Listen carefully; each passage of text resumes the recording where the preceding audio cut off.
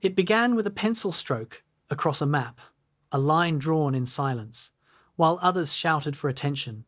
The generals around him saw war as a matter of force and numbers. He saw it as geometry, timing, movement, elegance. His vision was different, almost unsettlingly calm.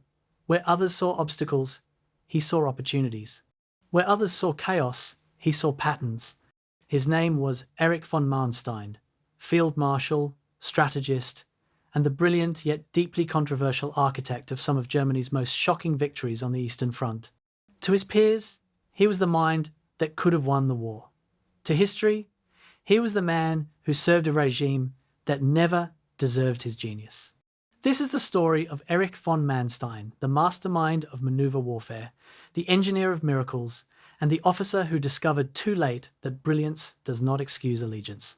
His rise began long before the Second World War, inside the old Prussian military caste, a world of polished boots, rigid posture, tradition, and inherited duty. Manstein was not just trained for command, he was moulded for it. Precision was his art. Discipline was his air. He studied campaigns not like a student, but like a surgeon, cutting, dissecting, calculating. When the First World War shattered Europe, Manstein saw what others missed. Modern war was a war of movement, speed, surprise, direction, not brute force. While older generals obsessed over defensive lines and trenches, Manstein imagined armoured thrusts, rapid encirclements, strikes that would cripple an enemy before they could react. His first masterpiece came in the West, in a plan that seemed insane, driving tanks through the Ardennes forest, terrain every expert declared impassable. Manstein argued that because the Allies thought it impossible, it was the only move that would work. His superiors ignored him. He pushed harder. Eventually, his plan reached Hitler. Hitler approved it instantly. The result was the fall of France. The Wehrmacht swept through the forest, broke open the Allied front, and captured Paris in mere weeks. Soldiers had executed the plan, but Manstein had written it. His reward was promotion. His punishment was that Hitler noticed him. Then came the Eastern Front, the titanic war against the Soviet Union, a war defined by frostbite, starvation, encirclement, scorched earth, and suffering beyond comprehension. Manstein was given command of armies in the south. The Red Army was vast, dug in deep, and willing to trade bodies for hours, hours for miles, miles for victory. But Manstein saw possibilities. He executed sweeping encirclements in the Ukraine, capturing entire Soviet formations. He recaptured Kharkov in a counterattack so daring that some officers thought he had lost his mind. Instead, he made the impossible seem effortless. Even his rivals admitted it. When others dug trenches, Manstein moved armies. But his brilliance had a cost, a blind spot that history never forgave. Manstein believed that a soldier's only duty was victory. He trained himself to ignore what happened behind his lines. He claimed he did not know about the Einsatzgruppen, the mass shootings of civilians. But records show he issued orders reinforcing Nazi racial policies and continued to serve as though warfare were a game he was playing above the suffering. He chose convenience over morality, efficiency over conscience. Then came Stalingrad. The Sixth Army was trapped. Winter closed in like a fist. Hitler refused to allow them to break out. Men starved. Frostbite turned skin black. Generals pleaded for permission to retreat. Manstein devised a rescue plan, a breakout maneuver that could have saved them. But Hitler refused. Manstein obeyed. He argued, yes, but he obeyed. The Sixth Army died in the snow and the ruins. Stalingrad became the graveyard of German ambition. And for the first time, the man who had always won carried the weight of failure. He had learned that even a genius cannot rescue a doomed cause when the leader rejects reality. As Soviet power grew and German forces shrank, Hitler demanded offensives. Manstein demanded flexibility. Hitler wanted to hold ground. Manstein wanted to trade space for time. Hitler shouted. Manstein countered quietly. Their conflict ended with the inevitable. Manstein was dismissed. His career ended not on the battlefield, but in a wooden room where Hitler told him he lacked ideological passion. Manstein walked away, knowing that logic had been defeated by madness. After the war, he stood trial. He defended himself coldly, insisting he had been a soldier, not a politician. He admitted only what he had to. He downplayed everything else. He wrote memoirs. He shaped his legacy. Many admired his brilliance. Few admired his choices. Erich von Manstein proved that a single mind can change the course of armies, but not the course of history. Because history is not shaped solely by tactics. It is shaped by conscience. A brilliant general serving a criminal regime does not become a hero. He becomes a warning. Tonight, we return to the frostbitten forests of Russia, to the snow-covered roads where tanks froze in place, to the maps where arrows moved like lightning, to the man who believed he could outthink catastrophe and learned that no strategy can save a war built on lies. This is the entire story of Erich von Manstein, the master of maneuver warfare, the architect of victories that delayed defeat, and a reminder that genius without morality leads only to ruin. Before we begin, tell me, where in the world are you tuning in from, and what time is it for you tonight? Are you somewhere warm and safe? Or can you almost feel the cold wind of the Eastern Front brushing across your skin as history awakens? And if these long, quiet journeys into the past help you reflect, grow, or fall asleep a little easier, consider subscribing. September 1887, Berlin. The infant has no memory of the transaction that will define his destiny. Hedwig von Sperling holds the child close as the papers are signed in the drawing room of the Manstein family estate. Her sister has died in childbirth, leaving 10 children behind. She and her husband, General Georg von Manstein, have none. The solution is elegant, aristocratic, utterly Prussian. Little Erich von Lewinsky ceases to exist. In his place, Erich von Manstein, heir to a military lineage stretching back to 1768, a bloodline where war is not a profession but an inheritance coded into the soul.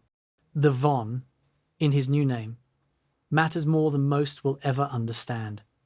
It is not merely a prefix, but a credential, a passport into the officer caste that dominates the German Empire. By 1900, 60% of German generals bear this marker of nobility. They are Junkers, the landed aristocracy of Prussia, and they own the army as certainly as they own their estates. For young Erich, there is never a question of what he will become. His uncle by marriage is Paul von Hindenburg, who will one day command all German forces. His adoptive father is a general. His grandfather was a general. War is the family business. 1906. Strasbourg garrison. 19-year-old Manstein joins the 3rd Foot Guards Regiment, one of the Kaiser's elite units where officers wear dress uniforms that cost more than a factory worker earns in a year. Here, in the rigid hierarchy of barracks and parade ground, he learns the unspoken rules of his class. Officers are born, not made. Tactics can be taught, but leadership flows from breeding. The aristocratic code prizes honour, courage, and obedience upward, while assuming natural authority over those below. It is a worldview that will shape everything he does, blinding him to truths that fall outside its narrow frame. Then comes the shattering. September 1914, Verdun sector. Lieutenant Manstein leads his platoon forward into machine gun fire that turns men into mist. A bullet strikes his chest, spinning him backward into the mud. As medics carry him away, he watches the old certainties dissolve. This is not the war of maneuver and decisive cavalry charges that his instructors promised. This is industrialized slaughter where breeding means nothing and artillery cares nothing for noble blood. 80,000 German casualties in a single month. The aristocratic illusion of glorious war dies in the barbed wire, but Manstein survives to learn its lessons. Recovery takes months. When he returns to duty in 1915, it is not to frontline command but to staff work, the realm of maps and logistics where Prussia has always excelled. Here, in headquarters, far behind the trenches, he begins his real education. The war has become a problem of coordination, of synchronizing artillery with infantry, with supplies, with intelligence. Victory belongs not to the bravest charge, but to the best organized offensive. Manstein discovers he has a talent for this abstract warfare, seeing connections others miss. anticipating problems before they emerge. His reports catch the attention of senior officers. He is marked for advancement. By 1916 and 1917, he serves under commanders, experimenting with new tactics, infiltration assaults, rolling barrages, combined arms coordination. These innovations emerge from desperation, as Germany seeks ways to break the stalemate without the unlimited manpower of its enemies. Manstein absorbs these lessons like a student in a brutal classroom where failed homework means thousands dead. He learns that breakthrough is possible if violence is concentrated enough, if the attack moves faster than enemy reaction time. But he also sees these breakthroughs fade because exploitation forces arrive too slowly. The tactical success dissolves before it can become strategic victory. November 1918. Germany collapses. The Kaiser abdicates. Revolution erupts in Berlin and Munich. But the army, or what remains of it, marches home in formation, unit flags flying. They have lost, but they have not been defeated in their own minds. This distinction will poison German politics for a generation. The officer corps blames politicians, socialists, Jews, anyone but themselves. Manstein, like most of his class, accepts this comfortable lie. The stab-in-the-back myth takes root in fertile soil of aristocratic pride, unable to admit comprehensive defeat. The Treaty of Versailles tries to kill the German military tradition. No general staff, no conscription, an army limited to 100,000 men, forbidden tanks, forbidden aircraft, forbidden heavy artillery. On paper, German military power is destroyed. In practice, the treaty's authors have created something more dangerous. The 100,000-man Reichswehr becomes a leadership cadre, selected and trained with obsessive care. Every private is taught to lead a squad. Every sergeant can command a platoon. Every officer can command a regiment. When the expansion comes, and everyone knows it will come, Germany will have the skeleton for a massive modern army. Manstein thrives in this environment. The forbidden general staff continues under the bland name Truppenamt, the troop office, fooling no one but allowing German officers to continue their craft. Here, throughout the 1920s, Manstein works on the problems that Versailles cannot ban. How to think about war. General Hans von Seeckt, the Reichswehr's chief, articulates the doctrine that will define German military thought: quality over quantity, mobility over position, decision over attrition. The small professional army will defeat larger enemies through superior skill, faster movement, better coordination. These are the years when modern warfare is theorized in German staff colleges and training grounds. Officers study Cannae, the perfect encirclement where Hannibal destroyed the Roman army. They analyze Napoleon's campaigns of maneuver. They read Clausewitz's dense prose about the decisive point, the center of gravity where force should be concentrated. And they incorporate hard lessons from the war they lost. That breakthrough without exploitation is meaningless, that the offense must sustain momentum, that operational tempo matters as much as tactical success. Manstein is central to these discussions, his intellect sharpened by aristocratic education and 4 years of staff work under fire. By the early 1930s, he has become a key figure in operational planning. When Hitler seizes power in 1933 and begins open rearmament, Manstein is perfectly positioned. The Reichswehr explodes in size. 100,000 becomes 300,000, becomes 1 million, becomes 3 million. The skeleton receives its flesh. Divisional staffs that existed only on paper suddenly command real units. Officers trained for positions 3 ranks above their actual command suddenly receive those positions. Manstein, a lieutenant colonel in 1933, is a major general by 1936. The aristocratic officer corps welcomes the Nazi revolution because it gives them back their army. Few ask what they are giving in return. The Prussian tradition prided itself on political neutrality, on serving the state regardless of government. But this was always a self-serving fiction. The officer corps had overthrown democracy in the 1860s to preserve monarchical power. They had undermined the Weimar Republic at every turn. Now, they embrace Hitler because he promises the remilitarization they crave. Manstein, like most of his class, sees the Nazi movement as crude and distasteful, but useful. Hitler will rebuild German power. Once that is accomplished, surely the army can resume its proper place as the true guardian of the nation. This is the aristocratic blindness that will enable catastrophe. Manstein and his peers believe they can use Hitler while remaining separate from his ideology. They will provide professional military expertise while the politicians handle the sordid business of governance. It is a compartmentalization that allows them to ignore what is happening around them. The Nuremberg laws, the suppression of dissent, the militarization of society along racial lines. These are political matters outside the army's concern. Or so they tell themselves. October 1935. Manstein serves on the staff designing mobilization plans for the expanding Wehrmacht. The task is staggering in complexity. How do you grow an army from 100,000 to 3 million in 5 years without losing cohesion? How do you train officers and non-commissioned officers fast enough? How do you develop doctrine for tank warfare when your tankers are practicing with cardboard mock-ups? Manstein excels at these abstract problems, his mind organizing the chaos of expansion into manageable systems. He is doing what he was bred and trained to do, serving Germany as his ancestors served Prussia. But Germany is no longer Prussia, and Hitler is no Kaiser. The aristocratic officer corps thinks it is preserving military tradition when it is actually enabling revolutionary transformation. The Wehrmacht they are building is not the old imperial army with modern weapons. It is an ideological instrument designed for wars of annihilation, not the limited conflicts of European power politics.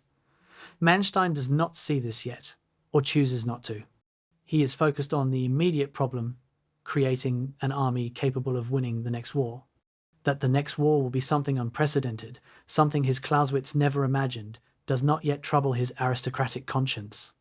By 1938, Erich von Manstein is 51 years old and one of the Wehrmacht's most respected planners. His mind holds the accumulated wisdom of Prussian military tradition, mixed with hard lessons from modern war. He is brilliant, arrogant, ambitious, and morally blind in ways he cannot perceive. The von in his name marks him as heir to 4 generations of military excellence. It also marks him as heir to 4 generations of class assumptions that value honor within the officer caste, while treating everyone outside it as instruments to be used. This inheritance, this Prussian code, will enable his operational genius and his moral catastrophe equally. The child adopted into military aristocracy has become the man who will prove that brilliance and complicity can inhabit the same mind. October 1935, Berlin, General Staff offices. Manstein stares at maps of Poland spread across the oak table. The numbers refuse to work. Germany now has 1 million men under arms, growing every month. Tanks roll off factory lines. Luftwaffe squadrons multiply. But translating this growing power into actual military victory requires solving problems that academic theory cannot answer. How long does it take 3 panzer divisions to advance 50 kilometers? How many tons of ammunition does that consume? How many trucks to supply them? How many roads can handle simultaneous advance? These mundane questions determine whether modern war is possible at all. The challenge obsesses him. Germany's position is strategically impossible, surrounded by potential enemies. Inferior in population and industrial capacity to any likely coalition. The only path to survival is speed, making the next war so short that mobilization and industrial capacity do not matter. But how? The Great War proved that modern firepower makes frontal assault suicidal, millions dead for kilometers gained. There must be another way, a method to translate the new technologies of tank and aircraft into something more than improved versions of the old stalemate. Autumn 1938. Manstein serves as Chief of Staff to Army Group South during the Munich crisis, planning the conquest of Czechoslovakia that never happens because Britain and France surrender diplomatically instead. But the planning reveals critical insights. Concentrating force creates local superiority that can shatter enemy positions. This is not new, Napoleon knew this. But the speed of exploitation is new. Panzer divisions can advance 60 kilometers per day versus 20 for infantry.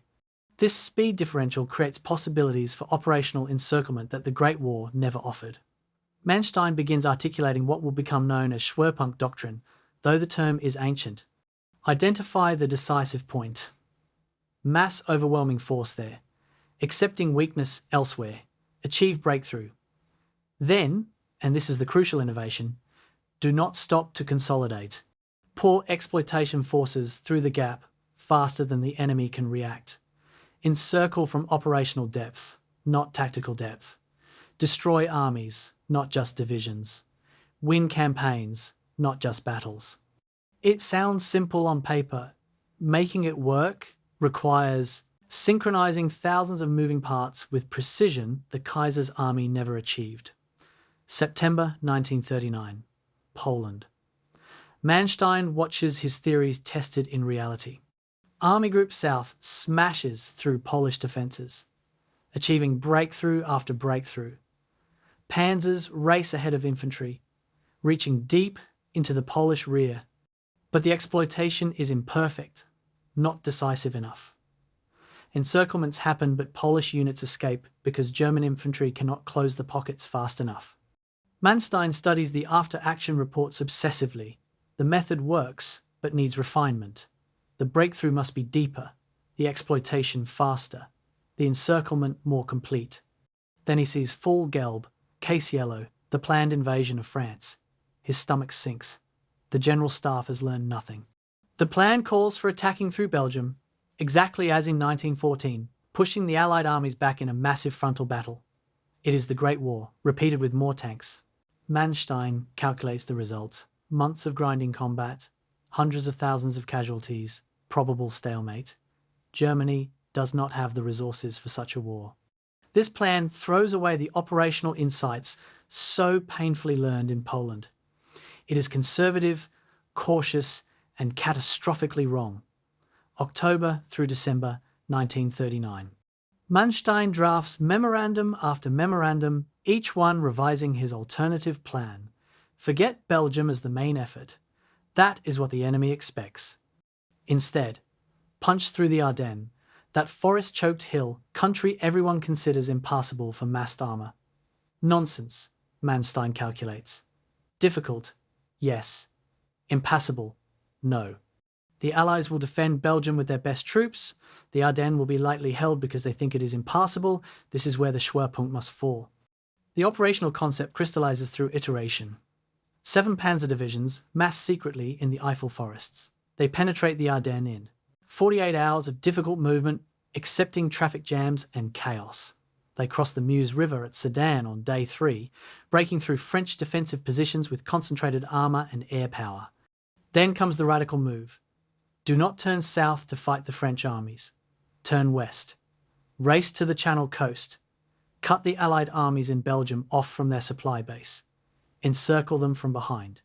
Destroy France's army and Britain's expeditionary force in a single operational stroke.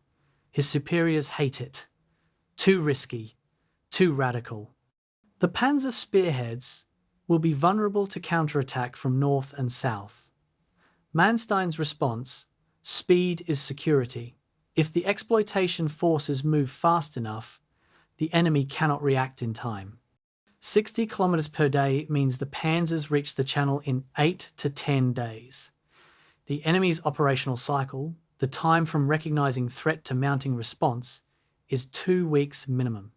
The math works if, and only if, the tempo is maintained ruthlessly. Stop to consolidate and you are destroyed. Keep moving and you win the war. He sends 7 versions of his memorandum up the chain of command. Each is politely ignored. The General Staff does not want advice from a mere corps commander, even a brilliant one. In January 1940, his superiors take the bureaucratic solution, promote Manstein to command an infantry corps, a significant position that conveniently removes him from operational planning. It is a classic maneuver, kicking him upstairs to shut him up. Manstein prepares to watch the Wehrmacht execute a plan he knows will fail. Then fortune intervenes. Hitler hears about the dismissal, asks why this Manstein was removed from planning. Someone mentions his alternative plan. Hitler demands a presentation. February 17, 1940. Manstein stands before the Führer with maps and calculations. He speaks for 3 hours, walking through the operational sequence, the timing, the risks, the expected results. Hitler grasps it immediately, sees what the conservative generals cannot. Here is the decisive victory Germany needs. Hitler overrules the general staff. Fall Gelb is rewritten. The Ardennes thrust becomes the main effort.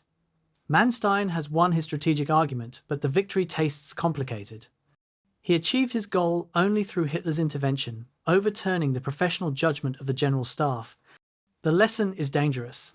The amateur dictator sometimes sees more clearly than professional soldiers because he is not constrained by conservative thinking. This success establishes a pattern.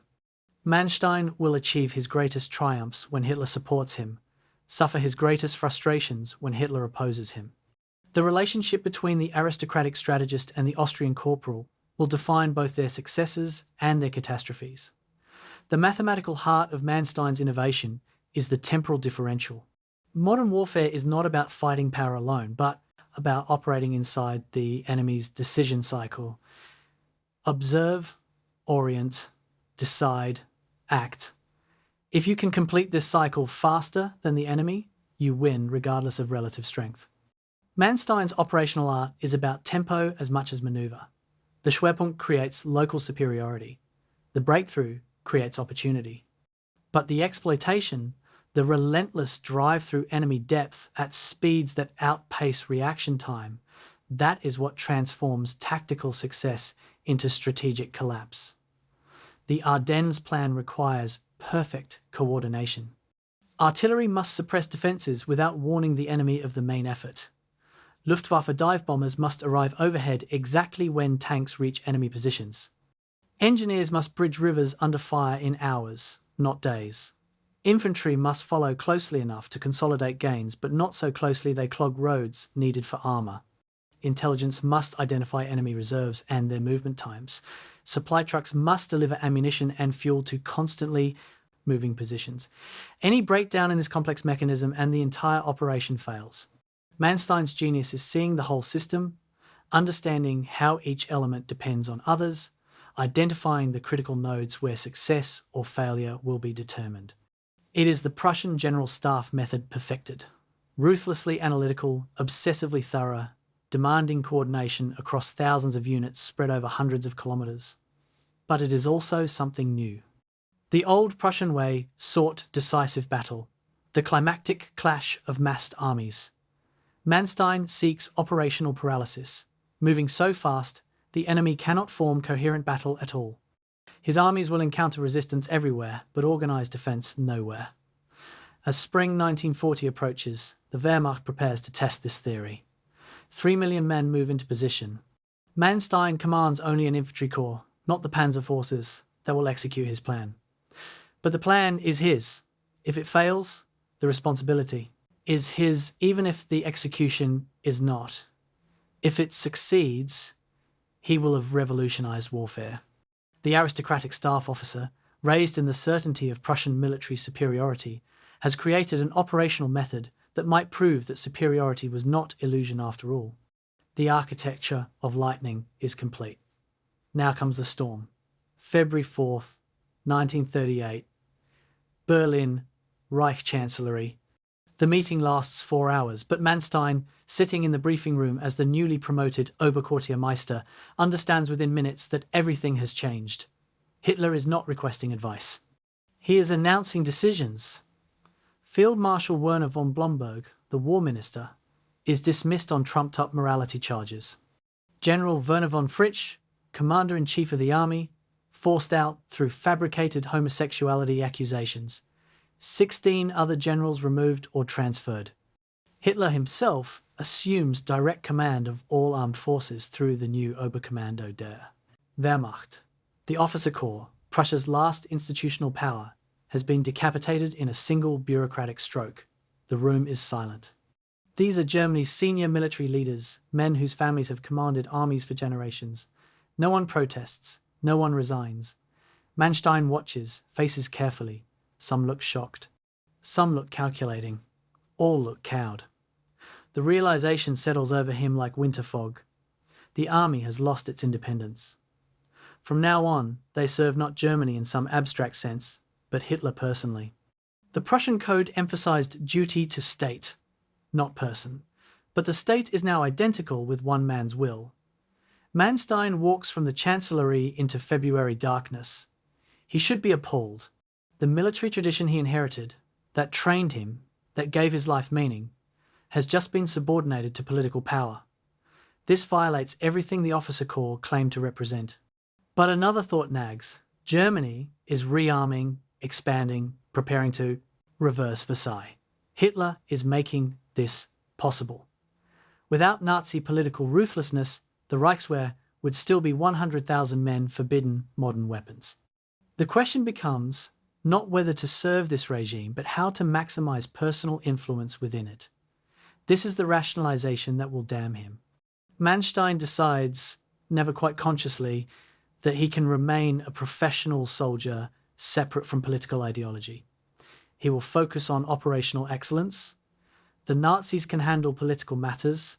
This compartmentalization feels principled to him, a way to serve Germany without embracing Nazi vulgarity.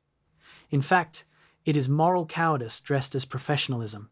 By pretending that military operations exist in an ethical vacuum, he makes himself an instrument of any goal the regime chooses. September 1939. Poland falls in 4 weeks, and Manstein commands Army Group South's staff as promised. But the campaign's aftermath reveals what separation of military and political spheres really means.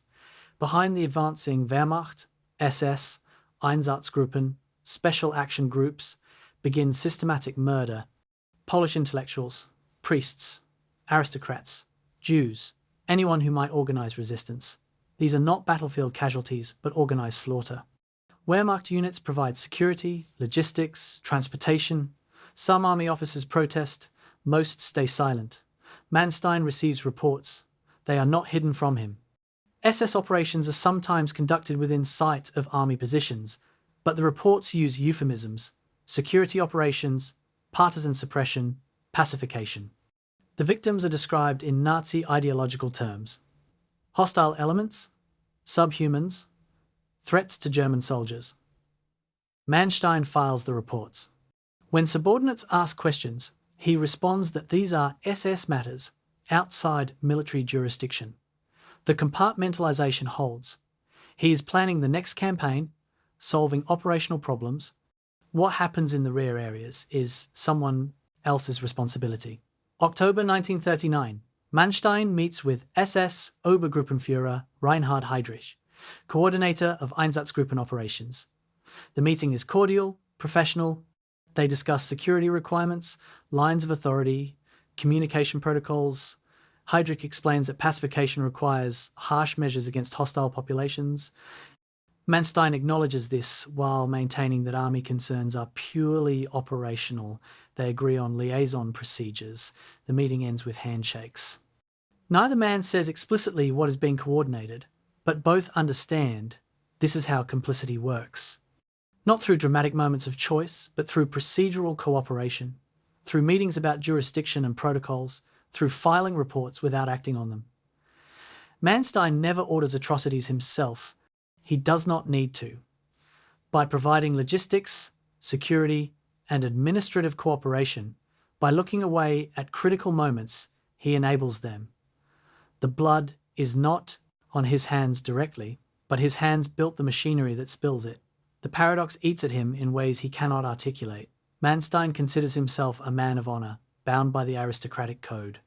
That code has elaborate rules about courage, duty, loyalty to comrades, humane treatment of honorable enemies, but it has nothing to say about Jews, Slavs, civilians generally.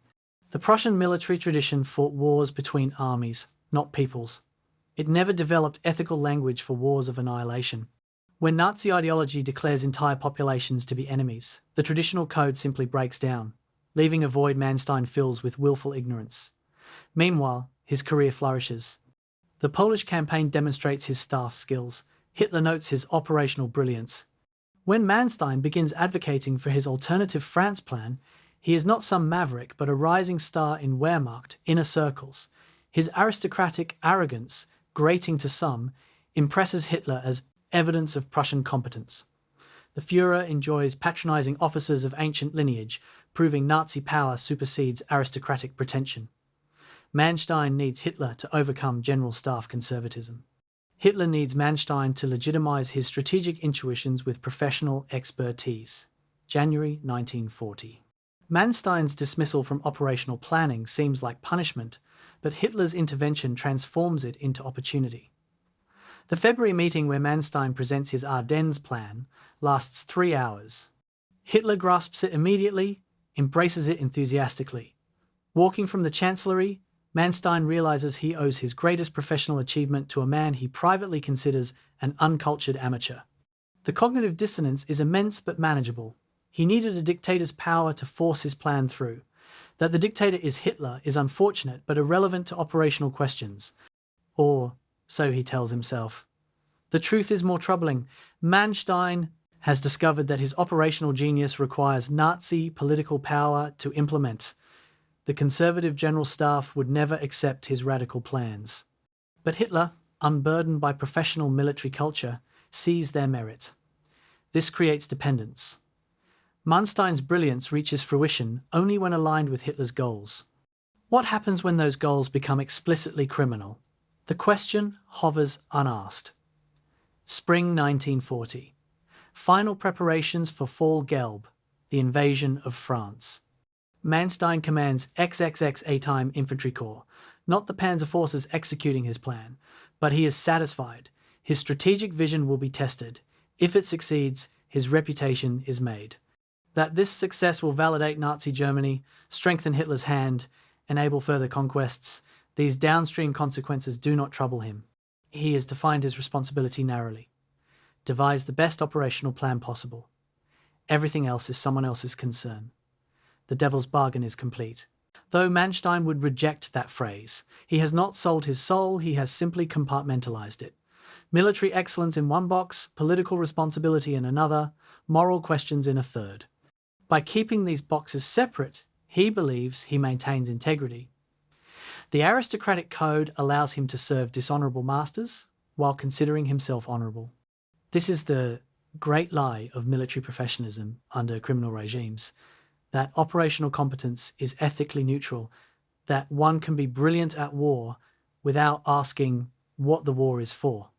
Decades later, in courtrooms and memoirs, Manstein will insist he knew nothing, heard only rumors, had no authority over SS operations, focused entirely on military matters, all technically true. All comprehensively false. He knew enough, he enabled enough, he chose not to know more. The man who could devise brilliant operational plans somehow could not connect Wehrmacht logistics to Einsatzgruppen massacres. The mind that could coordinate 3 million men in complex mechanized warfare somehow could not grasp that his campaigns created conditions for genocide. It is not believable, except to those who need to believe it. May 1940 approaches. Manstein's career stands at a threshold. His operational plan will either vindicate his genius or expose his arrogance. But another threshold is passed too, one he does not recognize. He has chosen to serve a genocidal regime with all his considerable talents. He has accepted that service requires willful blindness to crimes conducted in the shadow of his operations. He has made peace with his conscience by redefining responsibility.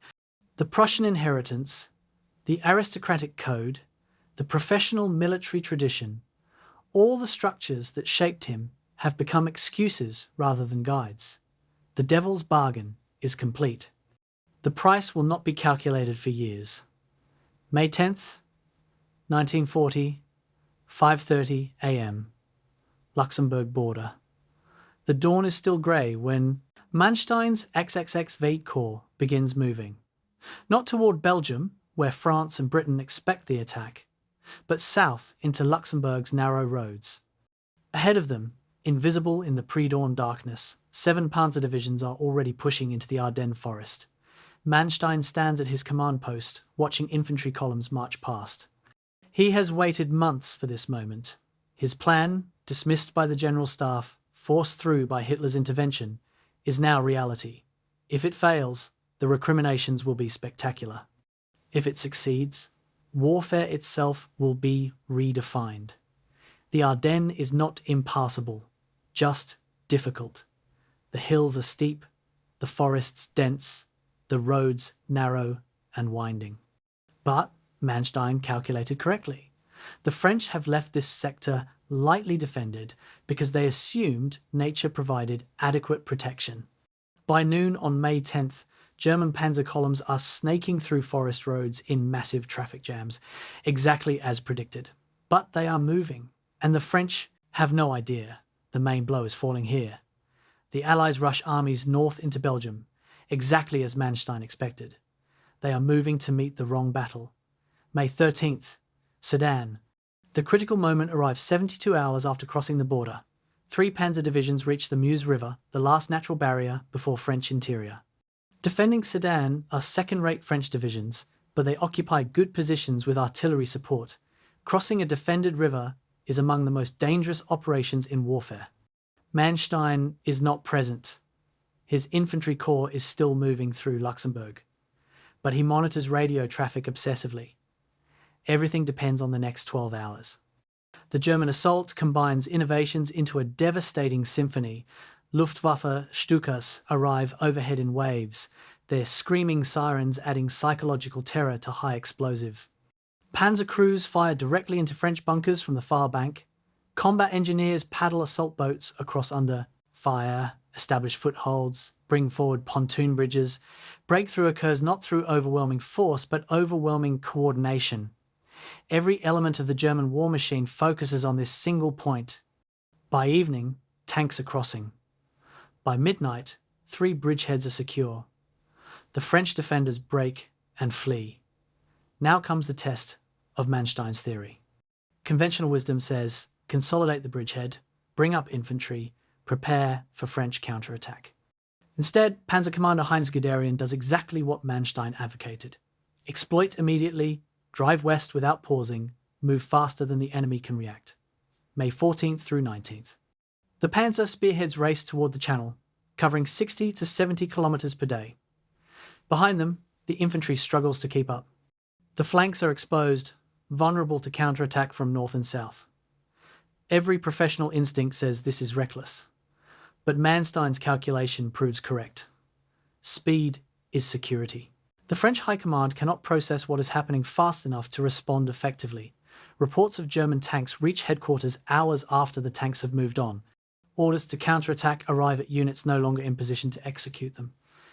The operational tempo, the speed of decision and action completely overwhelms French institutional capacity to respond. It is not that French soldiers are cowardly or incompetent. Their command structure simply cannot operate inside the German decision cycle. May 20th, 2 p.m. A radio message reaches Manstein's headquarters.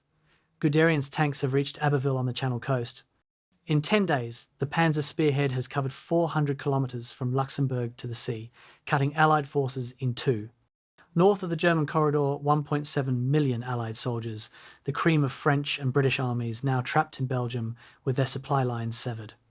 The rest of France demoralized and unprepared. Manstein's operational vision has become reality. The map of the campaign looks exactly like his October sketches. The encirclement is not yet complete. Allied armies in Belgium must still be destroyed. But the strategic decision is already made. France cannot recover from this. Britain's expeditionary force is cut off. When Manstein's staff officers see the situation maps, they stare in disbelief. The conventional German plan would have produced months of grinding combat in Belgium. The Ardennes gambit has shattered Allied cohesion in less than 2 weeks. The Great War lasted 4 years and ended in stalemate. This war is effectively over after 10 days of decisive operations. Then Hitler makes his first major interference, May 24th. The panzer divisions, having reached the Channel, turn north toward Dunkirk to crush the trapped Allied armies. Hitler orders them to halt, let the infantry catch up, consolidate, preserve the panzers for the next phase. Manstein, commanding an infantry corps moving through Belgium, hears this order with dismay. The enemy is trapped but not yet destroyed. Every hour of delay allows them to organize defenses. The lesson of Poland: breakthrough without immediate exploitation allows escape. But Hitler is Führer. The order stands. For 3 days, May 24th through 26th, German armour sits idle while the British organise evacuation from Dunkirk. When the attack resumes, it is too late. Over 300,000 Allied soldiers escape to Britain, living to fight another day. Manstein is furious but powerless. His plan has won the campaign, but the victory is incomplete. It is his first glimpse of the pattern that will define his relationship with Hitler. The dictator gives him freedom to plan brilliantly, then interferes at critical moments, preventing total success. June 14th, Paris falls. June 22nd, France signs armistice. Total German casualties: 27,000 killed, 111,000 wounded. Allied casualties: 360,000, including 1,800,000 prisoners. In 6 weeks, Germany has destroyed the French army and driven Britain from the continent. The operational comparison to the Great War is staggering. 14 through 1918. 4 years of combat, 1.3 million German dead. Germany loses. 1946 weeks, 27,000 German dead. Germany wins decisively. Manstein is promoted to general and receives the Knight's Cross from Hitler personally. The ceremony is elaborate, photographers capturing the Führer, decorating the strategic genius who made victory possible, but Manstein feels dissatisfied. He commanded only an infantry corps during the campaign, following behind the panzer forces executing his plan. Other generals, particularly Guderian, received public credit for the victory. Manstein's role in designing the operation is known within the Wehrmacht, but not to the German public. He wants independent command, a chance to prove his genius in execution, not just planning. More troubling is what the victory enables. France's defeat removes the last effective check on Nazi expansion. Britain fights on, but alone across the Channel. Eastern Europe lies open. The Soviet Union, Nazi Germany's temporary ally through the Molotov-Ribbentrop Pact, watches nervously.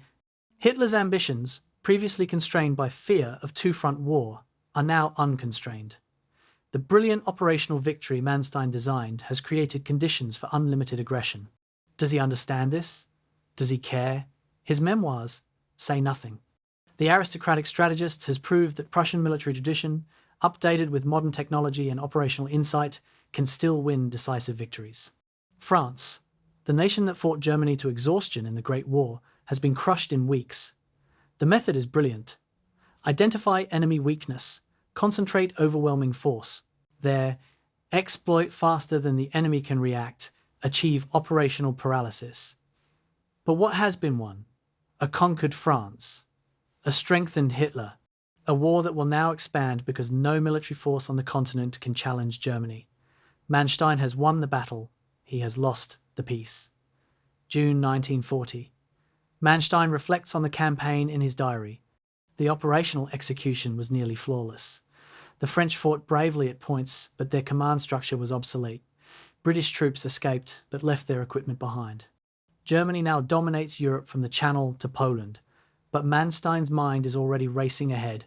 The victory is incomplete as long as Britain fights on. And beyond Britain, looming vast and ominous, is the Soviet Union. 400 million people, endless space, ideological fanaticism. Can the operational methods that destroyed France in 6 weeks defeat Russia? The question will define the rest of his career.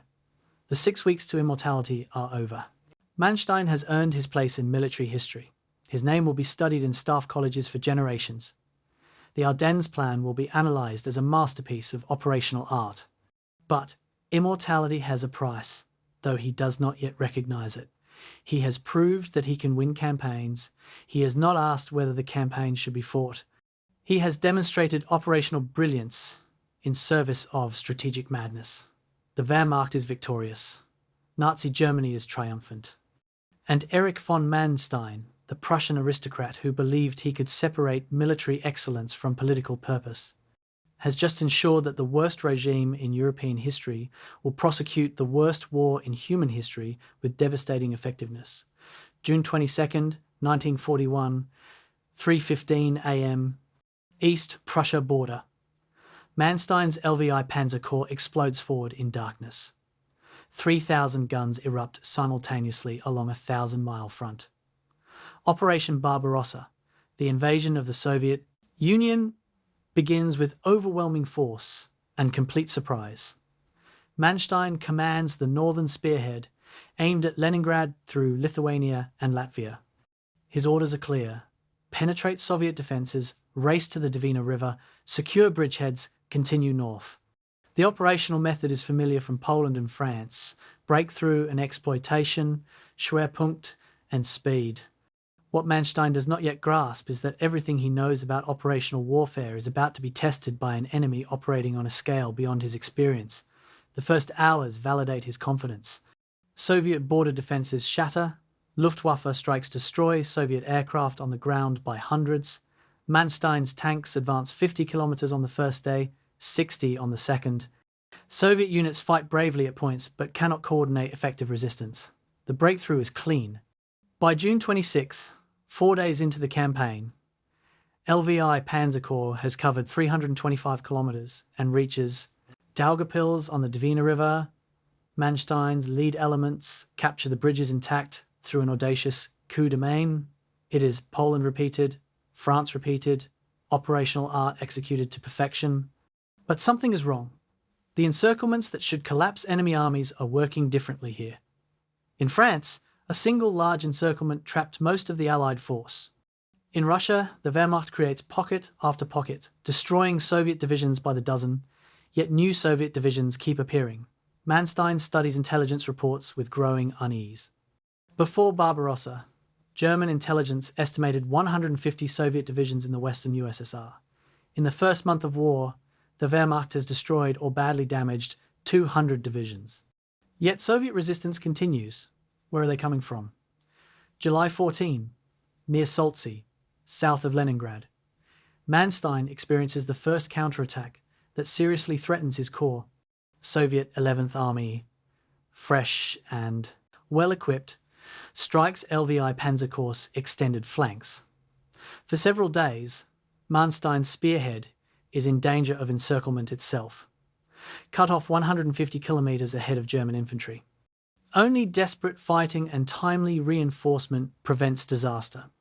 Manstein has never encountered this before, an enemy with reserves deep enough to counterattack in strength after supposedly catastrophic losses. The infinite chessboard is revealing itself. In Russia, space equals time equals reinforcements without apparent limit. August 1941. The advance continues, but arithmetic is changing. In June, Manstein's panzers averaged 120 kilometers per day. In July, 60 kilometers. By August, 30. The tanks are not slower, the distances are not shorter. But the operational tempo that created victory in France is grinding down against Russian space and Soviet resilience. Every kilometer east means longer supply lines, more stretched flanks, fewer reserves. Meanwhile, Soviet resistance grows more organized. Red Army units fight with suicidal determination even when encircled, holding down German forces that should be exploiting forward. The geographic scale overwhelms. France is 550 kilometers deep from German border to Atlantic. Western Russia is 1,800 kilometers from Polish border to Moscow, 3,000 to the Urals, where Soviet factories are being moved. Manstein's operational art is designed for campaigns measured in hundreds of kilometers and weeks of operations. He is now attempting operations measured in thousands of kilometers and months of sustained advance. The Wehrmacht is not organized for this. Supply trucks must travel twice as far as in France, consuming fuel that could go to panzers. Railways must be converted from Russian broad gauge to European standard gauge. Logistics, always the hidden constraint on operations, becomes determinative. September 1941. Lake Ilmen sector. Manstein takes stock. LVI Panzer Corps has advanced 800 kilometers from the border in 3 months. It has destroyed dozens of Soviet divisions, captured over 180,000 prisoners, knocked out more than 1,000 tanks. By France standards, by any conventional measure, this is spectacular success. Yet Leningrad, the objective, remains 100 kilometers distant. German armies approaching Moscow and Kiev face similar situations. Vast advances, enormous Soviet losses, yet the objectives remain just out of reach, and Soviet forces keep appearing. Manstein begins to understand the cruel mathematics. Germany invaded with 3.2 million men and 3,600 tanks. Impressive numbers, but dispersed across a 1,000-mile front and diluted by 800 kilometers of advance. Concentration, the heart of Schwerpunkt doctrine, is impossible at this scale. Everywhere the Wehrmacht achieves local superiority sufficient for breakthrough. Nowhere does it have strength for simultaneous breakthroughs across the entire front. Meanwhile, the Red Army fights with resources the Wehrmacht cannot match: bottomless manpower, industrial capacity moving beyond German reach, and most critically, space to trade for time. The Soviet operational doctrine, dimly understood by German intelligence, is designed precisely for this war. Deep operations theory accepts that initial defenses will break. It positions reserves 200 to 300 kilometers behind the front, beyond the range of a single operational thrust. When German panzers break through, they encounter these reserves before achieving strategic objectives. The encirclements that were decisive in France become tactical successes without strategic payoff. Manstein destroys the forces immediately in front of him, but there are always more forces beyond, falling back to the next defensive line. October brings new horror: mud. Autumn rains turn Russian roads into impassable bogs. Tracked vehicles struggle. Wheeled vehicles sink to their axles. The German advance, already slowed, halts entirely in many sectors. Manstein's panzers, which raced across France in May, sunshine, now inch forward at 3 kilometers per day when they move at all. The Rasputitsa, the season of mud, is a natural phenomenon. Soviet planners anticipated and German planners ignored. Geography is fighting for Russia. November brings worse: winter. Temperatures plunge to -40 Celsius. German vehicles, designed for European conditions, freeze solid. Tank engines must be warmed for hours before starting. Soldiers, equipped with standard uniforms rather than winter gear, begin suffering frostbite by the thousands. Manstein watches his corps' effective strength drop not from combat but from weather. Divisions rated at 60% strength in September are 30% by December. The men who remain are exhausted, sick, undersupplied. The operational tempo that creates victory has slowed to crawl. Yet the Red Army endures. Soviet soldiers, dressed for winter, equipped for these conditions, continue resisting. New Siberian divisions appear, pulled from the Far East, after intelligence confirms Japan will not attack Russia. These are fresh troops, winter-trained, well-equipped. They attack German positions held by frozen, exhausted men. Around Moscow, the Wehrmacht is stopped, then pushed back. Manstein's sector stabilizes short of Leningrad, too weak to attack, too strong to be ejected. The blitzkrieg has bled to stalemate. December 1941. Manstein stands at a command post, studying maps by lantern light because electrical generators have frozen. The infinite chessboard mocks him. Every operational principle he refined through Poland and France has been applied in Russia. The Wehrmacht has conducted brilliant encirclements, destroyed hundreds of Soviet divisions, advanced deeper into enemy territory than Napoleon, yet victory remains, impossible to grasp. The operational problem has no operational solution. Germany lacks the forces to defeat an enemy with such depth of space and reserves. Manstein's genius encounters its limitation. He can devise perfect operational plans. He can coordinate complex movements with exquisite precision. He can win battles consistently, but he cannot overcome strategic impossibility. Germany invaded Russia to gain Lebensraum, living space, and resources for the Nazi racial empire. The invasion itself proves why this cannot work. The space is too vast, the resources too deep, the enemy too numerous. Operational art can decide campaigns. It cannot overcome geographic and demographic reality. The master strategist has designed himself into strategic defeat, yet he does not, cannot, admit this. To acknowledge the invasion was strategically impossible would require questioning the entire basis of German policy, the Nazi ideology driving it, his own complicity in serving that ideology. Manstein retreats instead into operational problem solving. Yes, the campaign has not achieved its objectives. Yes, German casualties are unsustainable. But with better logistics, with different priorities, with proper resource allocation, surely the operational method can still deliver victory. He cannot see that the operational method is the problem. Blitzkrieg works when the enemy breaks. Russia will not break. Winter 1941-42 becomes a siege. German armies hold positions deep in Soviet territory but cannot advance further. Supply lines are stretched to breaking. Casualties are catastrophic. 700,000 dead, wounded, or missing since June. The Wehrmacht has destroyed more than 4 million Soviet soldiers killed or captured, yet the Red Army fields more divisions in January 42 than in June 41. The infinite chessboard has no end. Manstein's operational brilliance, so decisive in France, has led the Wehrmacht into an unwinnable war of attrition against an enemy with greater resources and willingness to accept staggering losses. The Prussian officer who planned lightning victories has discovered thunder is louder in Russia. The aristocratic strategist, who prided himself on seeing 3 moves ahead, now confronts an opponent playing a different game entirely. The master of encirclement has marched into an encirclement of space itself, where operational depth and enemy reserves combine to make decisive victory impossible. 6 months into Barbarossa, Manstein should understand that Germany has lost, though the fighting will continue for years.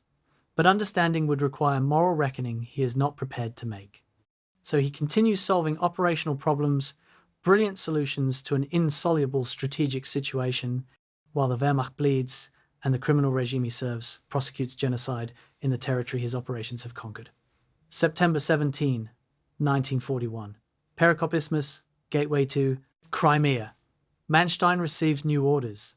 Take command of 11th Army and conquer the Crimean Peninsula. It is a demotion disguised as opportunity.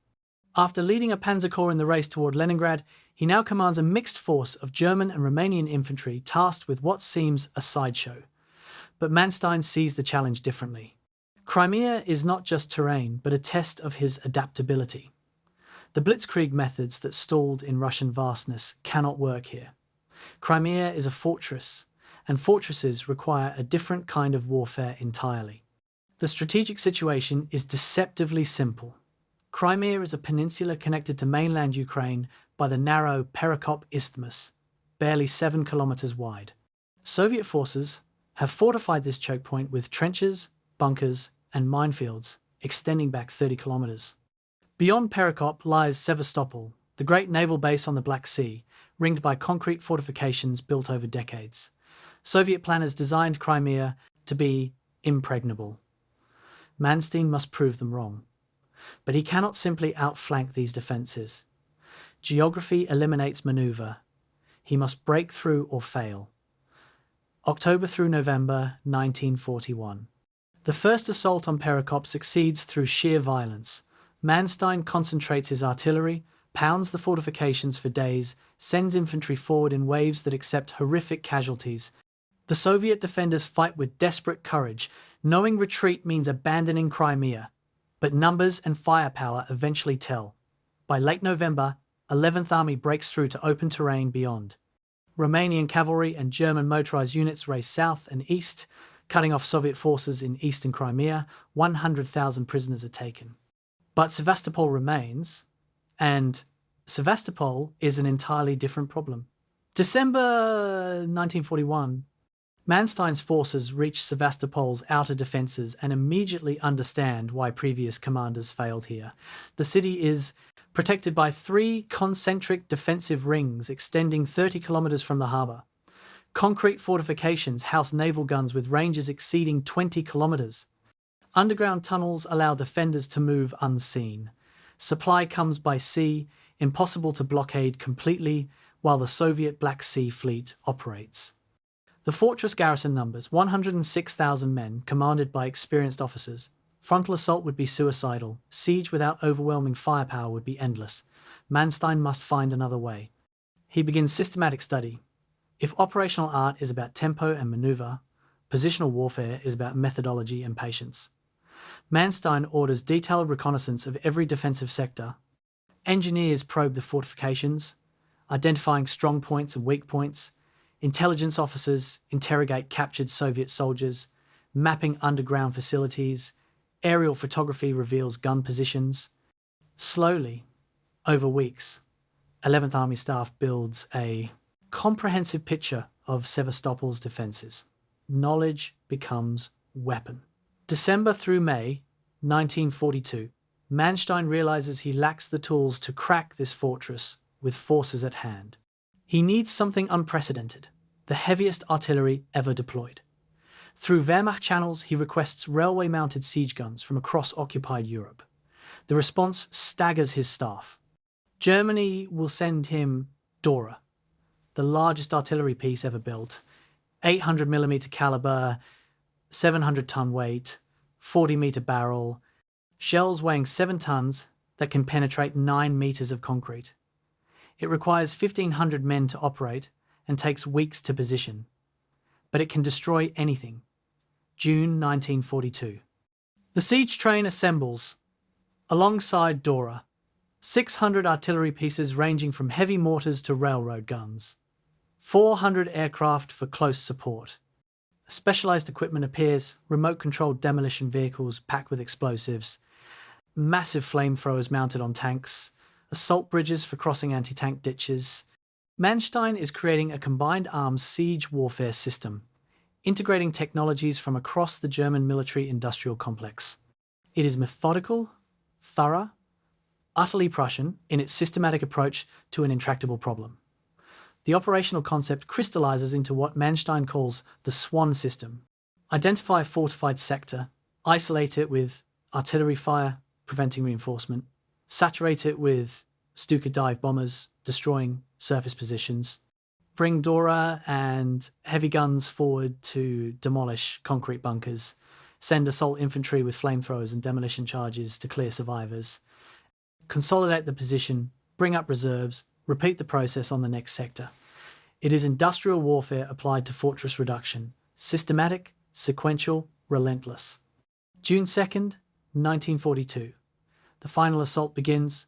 Dora fires its first shot at 0530, a massive explosion that shakes the ground kilometers away. The shell arcs into the sky and descends onto a Soviet ammunition depot, triggering secondary explosions visible across Sevastopol. For 24 days, the bombardment continues.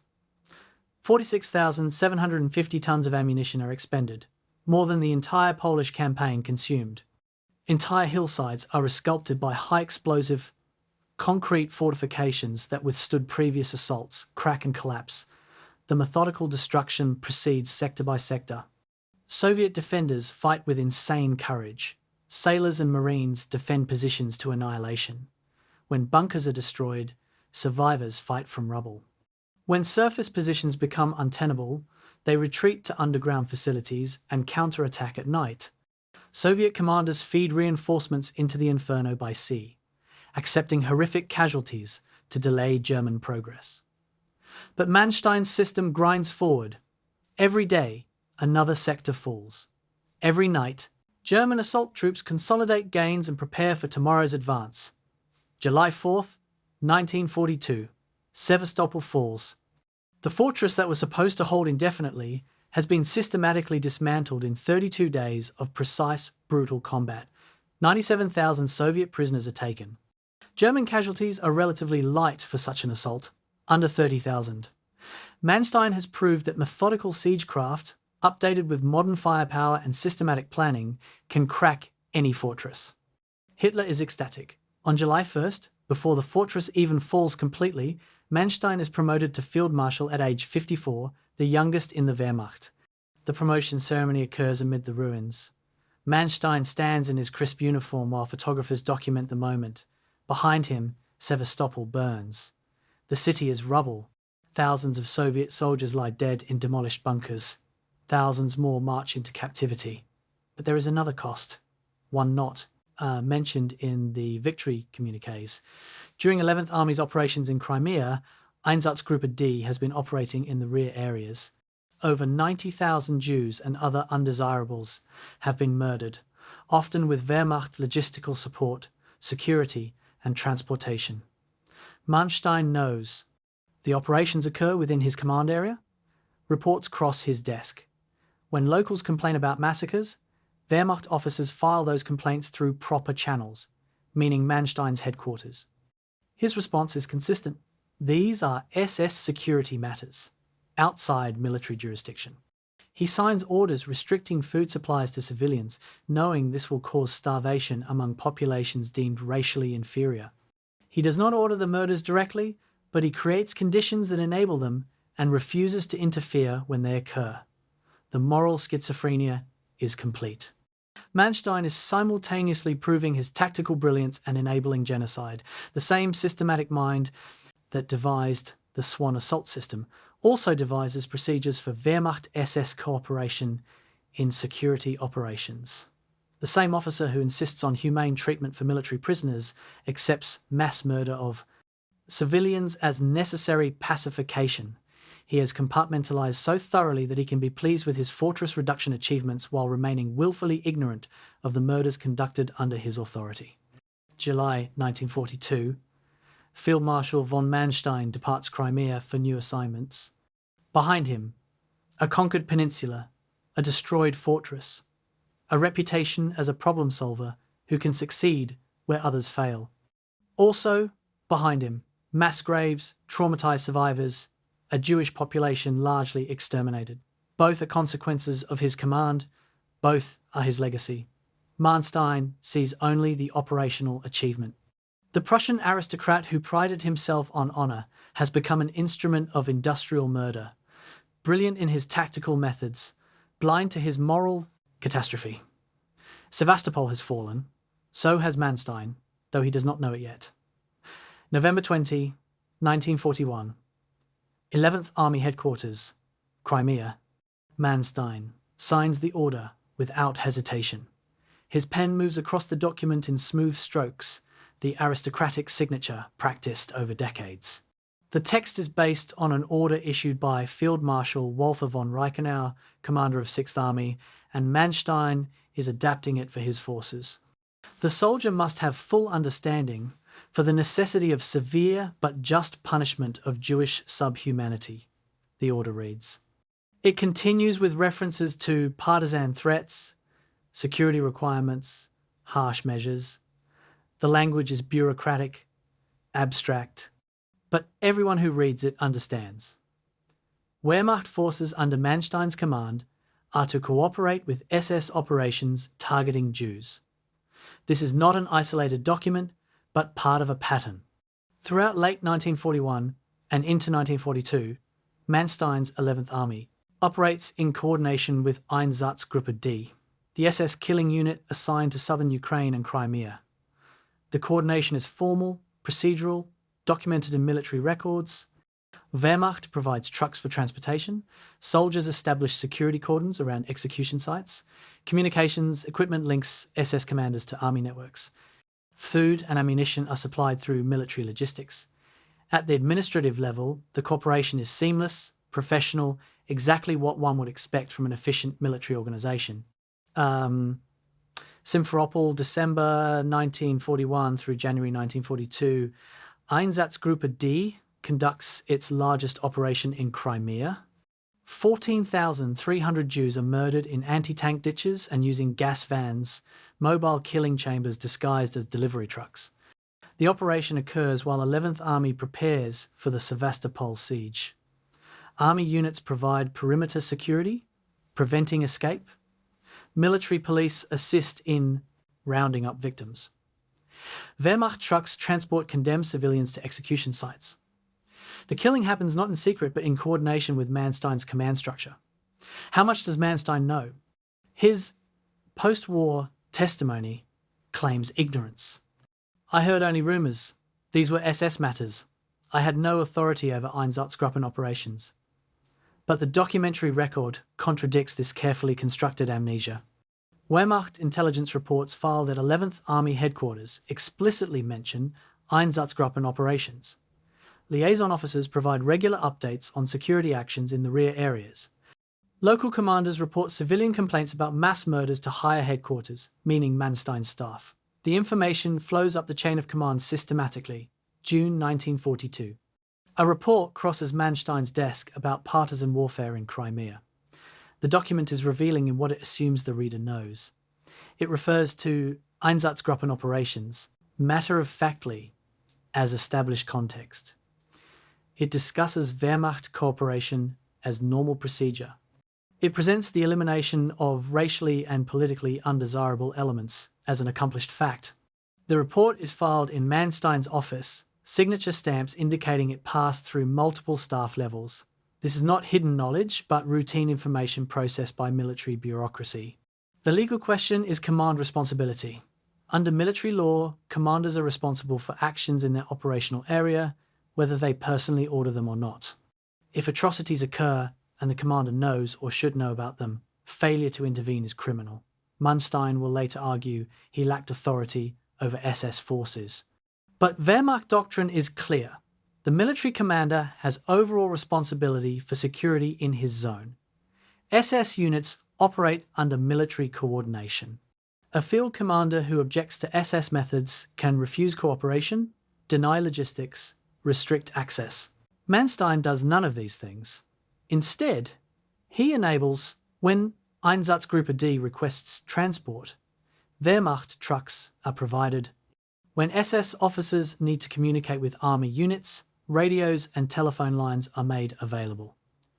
When execution operations require secure perimeters, army troops establish them.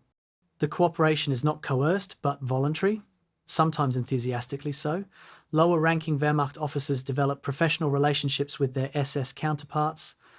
They share meals, exchange information, coordinate operations. The institutional culture accepts Wehrmacht-SS cooperation as normal. The intellectual framework enabling this is Nazi racial ideology filtered through military professionalism. Manstein and his peers accept the premise that Jews, Slavs, and other targeted groups represent security threats. They view partisan warfare, real and imagined, as justifying extreme measures. The leap from collective suspicion to collective punishment to collective murder is presented as military necessity. Harsh but just, Manstein's order reads. The language transforms genocide into counterinsurgency, making mass murder seem like rational security policy. But there is another framework too, careerism.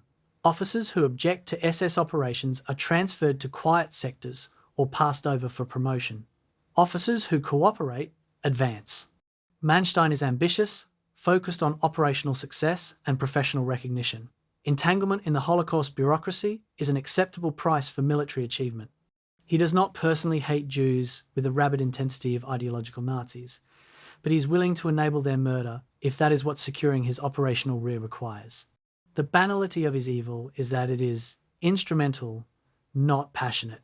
By July 1942, when Manstein leaves Crimea, 75,000 Jews have been murdered in the peninsula, along with thousands of Roma, Soviet political officers, and other targeted groups.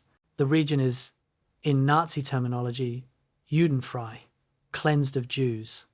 This ethnic cleansing occurs in territory under Manstein's military authority, with Wehrmacht logistical support during the period when he is winning operational victories that make him field marshal. The two facts, military brilliance and genocide enablement, are not contradictory but complementary. His operational success creates conditions for mass murder. His willingness to ignore mass murder allows him to focus on operational success. 1949. Hamburg trial. British prosecutors present documents recovered from 11th Army files. Orders signed by Manstein. Reports filed at his headquarters. Testimony from Wehrmacht officers detailing cooperation procedures. The paper trail is overwhelming. Manstein's defense is consistent. He never ordered murders himself. He had no jurisdiction over SS forces. He focused on military operations. The judges reject this. They rule that a commander cannot claim ignorance of crimes committed systematically in his operational area with his force's support. Manstein is convicted on 9 of 17 counts. Count 8, responsibility for mass killings in Crimea. The legal finding is stark. He knew or should have known about Einsatzgruppen operations. Wehrmacht forces under his command provided support. He failed to intervene or protest.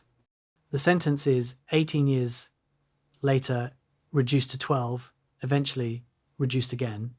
He serves only 4 years before Cold War politics and British military sympathy secure his release. Justice is abbreviated, but legal accountability is established. Yet Manstein never admits moral responsibility. In Lost Victories, his memoirs, the Holocaust, is barely mentioned. Einsatzgruppen do not appear in his account of Crimea. The 90,000 Jews murdered while he commanded the region are erased from his version of history. He constructs a narrative of professional military operations conducted honorably in difficult circumstances. The systematic genocide occurring simultaneously is simply absent, as if it happened in a different dimension he never inhabited. This erasure is the final betrayal. Bad enough to enable genocide while it occurred, worse to deny it afterward. Manstein wants credit for his military achievements while accepting no accountability for the context in which those achievements occurred. He wants to be remembered as a brilliant strategist, not as a man whose strategies created conditions for mass murder. The Prussian code of honor, the aristocratic tradition, the professional military ethic all prove to be permission structures for participating in history's greatest crime while claiming clean hands. The shadow of Babi Yar falls over everything Manstein accomplished. Babi Yar, where 33,000 Jews were murdered in 2 days in September 1941 by Einsatzgruppe C, operating with 6th Army Manstein's peer command. The methods used there were used in Crimea. The Wehrmacht cooperation perfected there was replicated under Manstein. He is not unique but representative, one of many German commanders who balanced operational excellence with genocide enablement. The difference is, his brilliance makes the contradiction more stark. Lesser commanders can plead mediocrity. Genius has no excuse. 75 years later, historians still debate Manstein's legacy. Military scholars study his operations, teaching his methods in war colleges worldwide. Holocaust historians document his complicity, using him as a case study in how institutions enable atrocity. Both perspectives are true, both must be held simultaneously, however uncomfortable. Manstein was a great operational commander and a war criminal. His tactical innovations advanced military art and served genocidal purposes. The Prussian inheritance produced strategic brilliance and moral blindness in equal measure. He stands in the shadow of Babi Yar, in the shadow of Simferopol, in the shadow of 100 mass graves dug in territory he commanded. No operational victory erases that shadow. February 19th, 1943, Dnepropetrovsk, Army Group South Headquarters. Manstein stares at the map and sees disaster unfolding in slow motion. Red arrows representing Soviet offensives converge on his headquarters from 3 directions. Stalingrad has fallen 17 days ago, and Stalin has ordered general offensive across southern Russia. 6 Soviet armies surge westward, advancing 400 kilometers in 6 weeks. They have recaptured Kursk, Kharkov, approaching the Dnieper River crossings. Army Group South is collapsing. Staff officers urge immediate retreat to the Dnieper, giving up Ukraine to save the army. Manstein says no.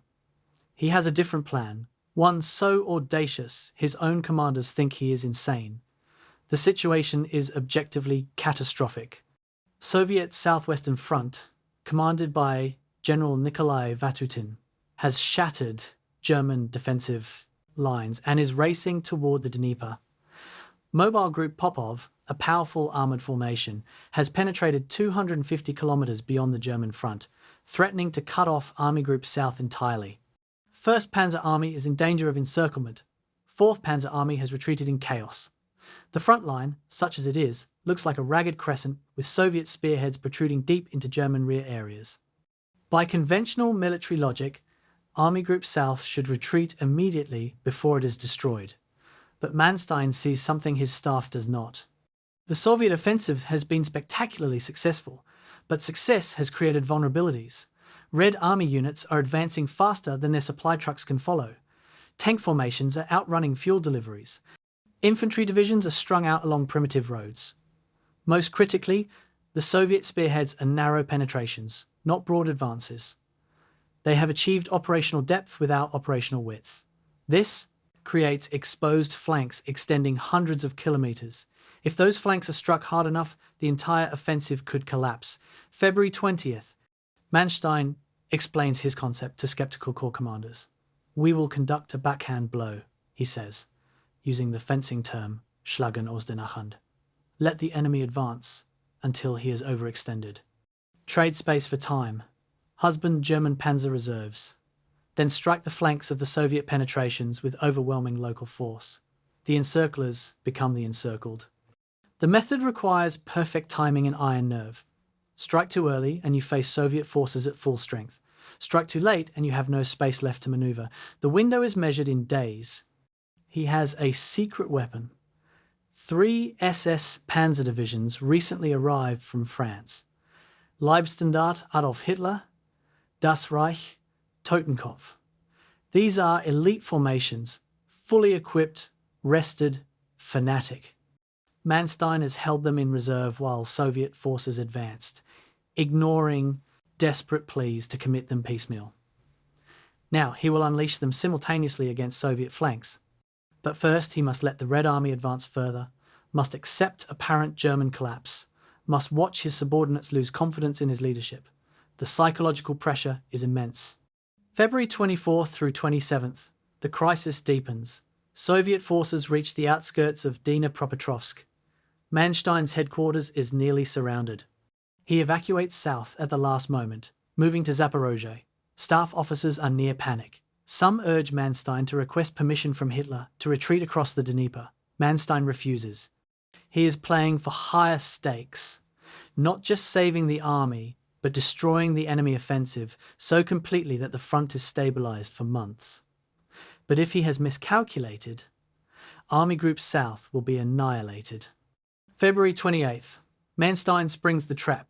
The 3 SS Panzer divisions plus 4th Panzer Army's reserves strike simultaneously into the flanks of Soviet Southwestern Front's penetration. The blow falls on units that have been advancing continuously for 6 weeks, that are low on fuel and ammunition, that are strung out and uncoordinated.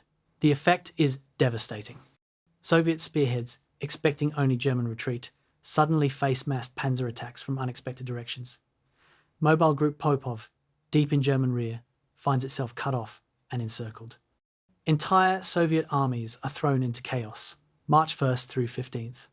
The counterstroke rolls forward with gathering momentum.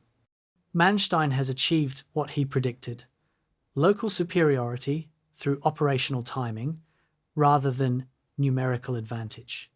German forces are still outnumbered overall, but at the decisive points, at the critical moments, they concentrate overwhelming force. Soviet units fought brilliantly while advancing against retreating Germans. Now they disintegrate when attacked by concentrated armour. The operational tempo that favoured Soviet offensive suddenly favours German counteroffensive. The specific mechanics illuminate Manstein's genius. Soviet 6th Army, having advanced 200 kilometres, is struck on both flanks simultaneously by German panzers. The commander recognises the danger but cannot react fast enough. Radio communications break down. Orders to retreat arrive too late. Within 72 hours, 6th Army ceases to exist as organised force. 23,000 casualties, 45,000 prisoners, 215 tanks destroyed.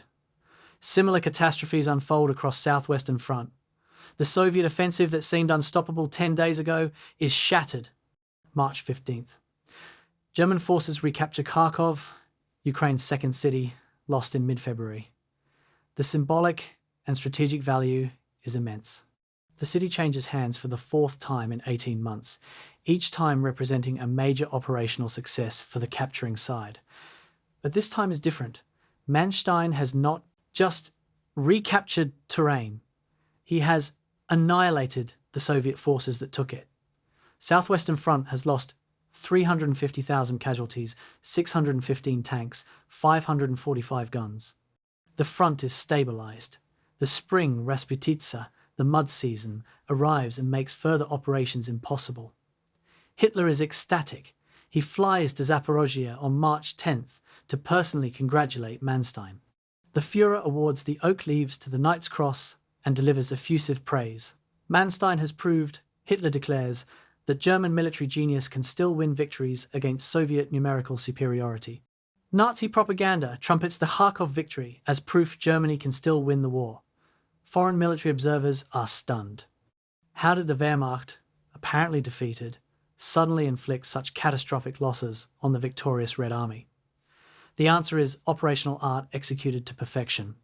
Manstein has demonstrated mobile defense at the operational level, trading space for time, preserving force, striking when enemy is most vulnerable.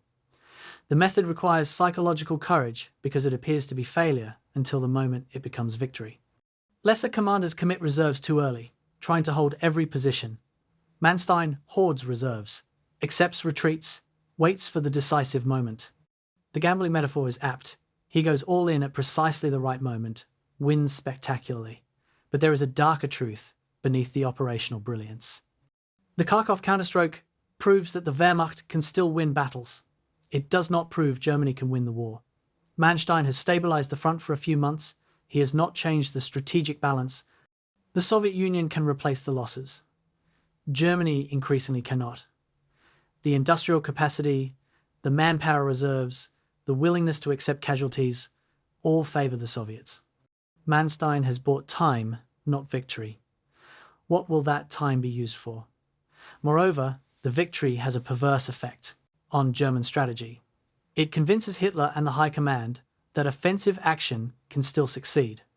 If Manstein could turn near disaster into triumph, surely a properly planned offensive could achieve decisive results.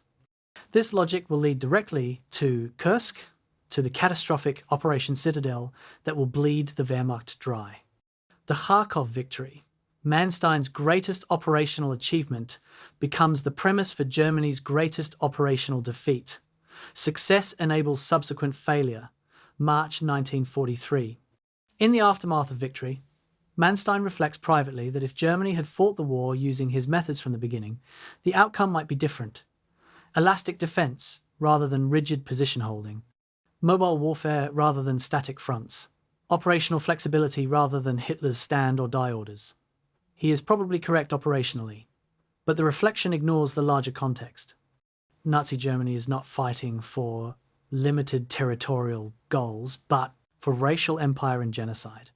The operational method, however brilliant, serves strategic insanity and moral catastrophe. The magician of Kharkov has performed his greatest trick. He has made disaster disappear and replaced it with victory. But magic is illusion, and illusions do not change reality. The Red Army will be back, stronger and wiser. The Wehrmacht's human and material resources will continue eroding. The strategic context Germany surrounded, outnumbered, fighting an ideological war that cannot be compromised, remains unchanged. Manstein has won the battle brilliantly. He is losing the war inexorably.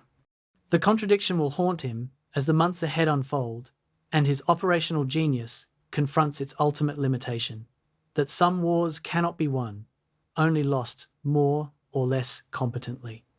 March 25, 1943.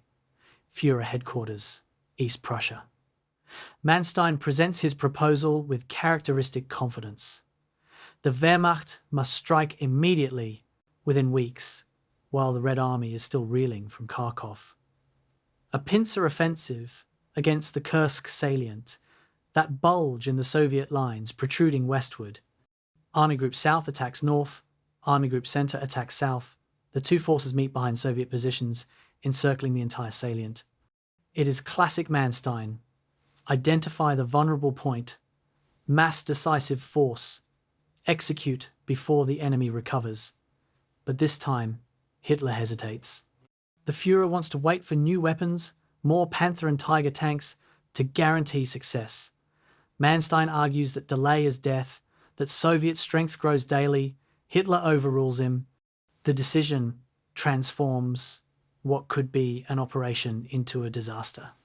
Every week of delay allows Soviet intelligence, remarkably informed by the Lucy spy ring in Switzerland, to refine their understanding of German intentions. Soviet commanders, led by Georgy Zhukov and Konstantin Rokossovsky, begin constructing defences of unprecedented depth and sophistication. They know where the blow will fall because Hitler's delay gives them time to analyse German preparations.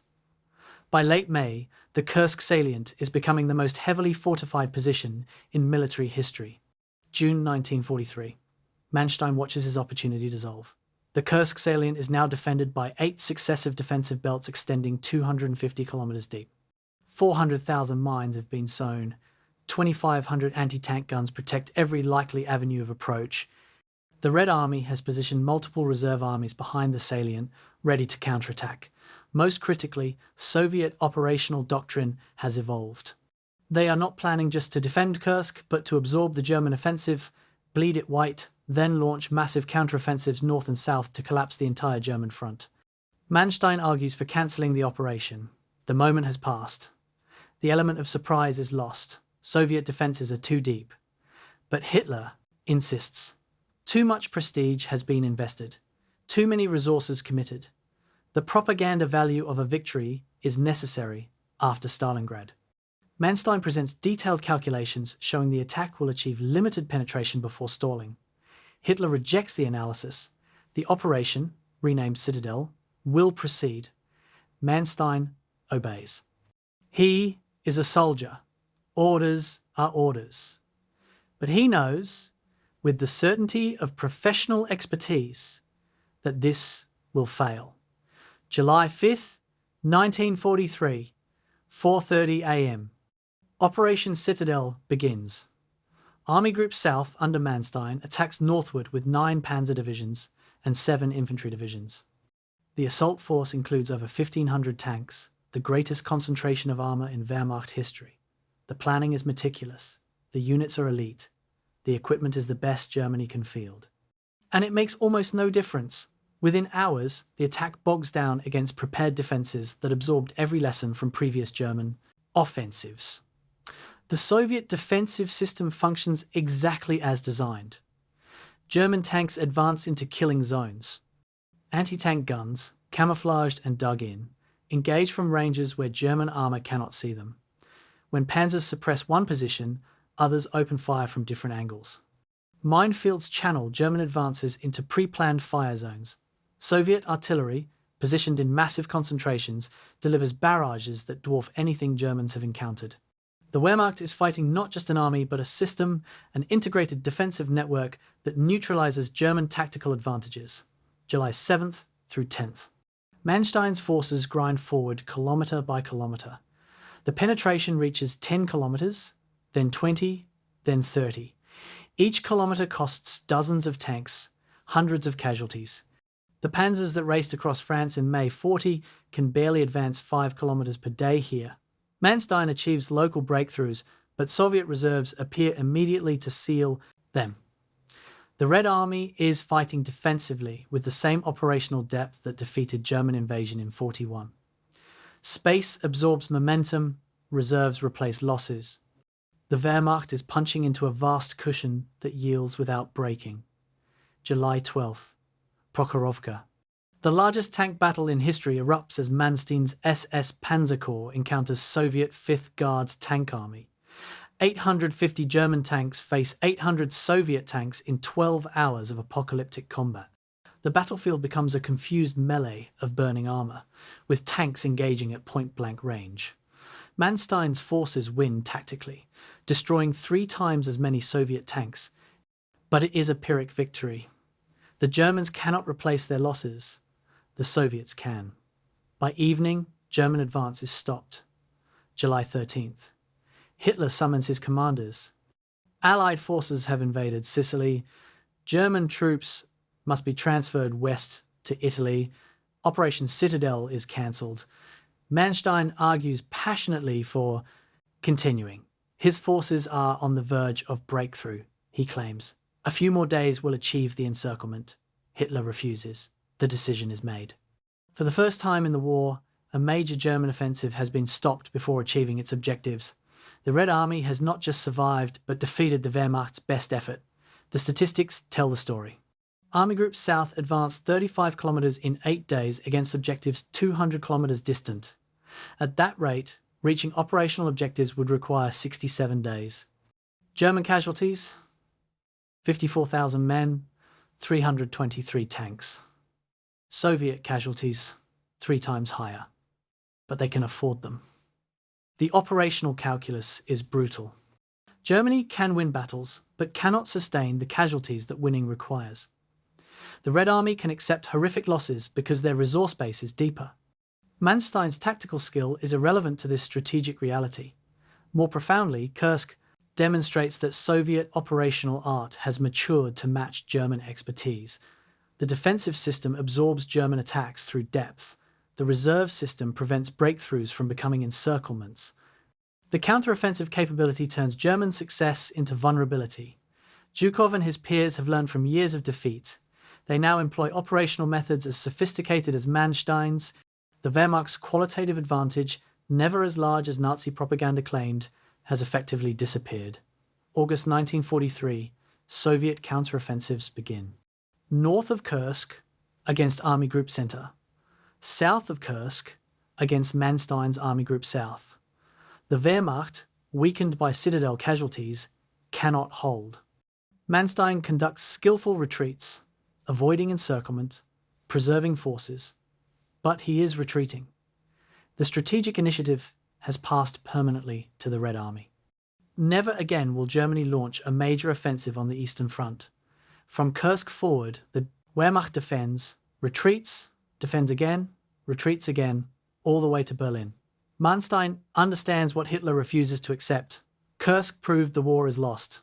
Germany lacks the resources to defeat the Soviet Union militarily. The Red Army will continue attacking, accepting massive casualties, replacing losses, attacking again. The Wehrmacht can delay but not prevent the eventual result. The operational question is no longer how to win, but how to make defeat less catastrophic. Can Germany trade space for time, inflict enough casualties to force negotiated peace? Manstein thinks so. Hitler does not. The Kursk trap is not just military, but psychological. Hitler needed victory to prove German arms remained superior. Instead, he proved Soviet defenses had become impenetrable. The psychological shift affects the entire Wehrmacht. Units that believed in ultimate victory now fight to avoid defeat. Soldiers who expected to win the war now hope to survive it.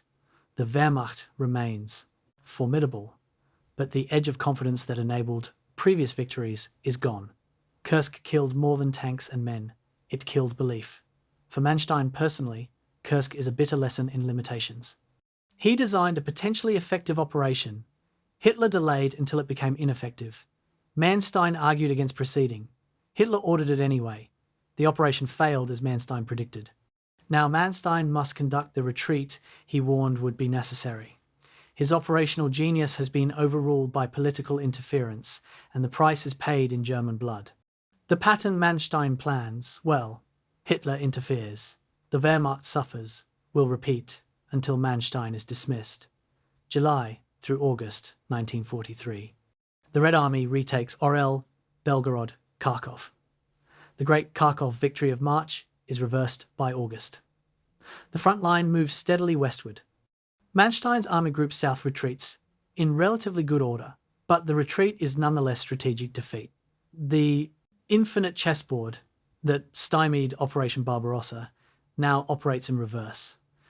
Soviet space, Soviet reserves, Soviet industrial capacity are pushing the Wehrmacht back. Manstein can win tactical engagements, delay operational encirclements, execute skillful withdrawals. He cannot change the strategic trajectory. The summer of 1943 marks the pivot. Before Kursk, Germany might still win. After Kursk, Germany can only lose more or less catastrophically. Manstein sees this clearly. His staff sees it. Junior officers whisper it. But Hitler forbids such defeatism, and the Wehrmacht continues fighting because no alternative exists. The trap is complete.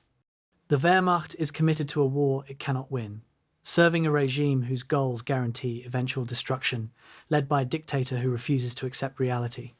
Manstein's genius operates within this impossible context, achieving tactical successes that only delay inevitable strategic defeat.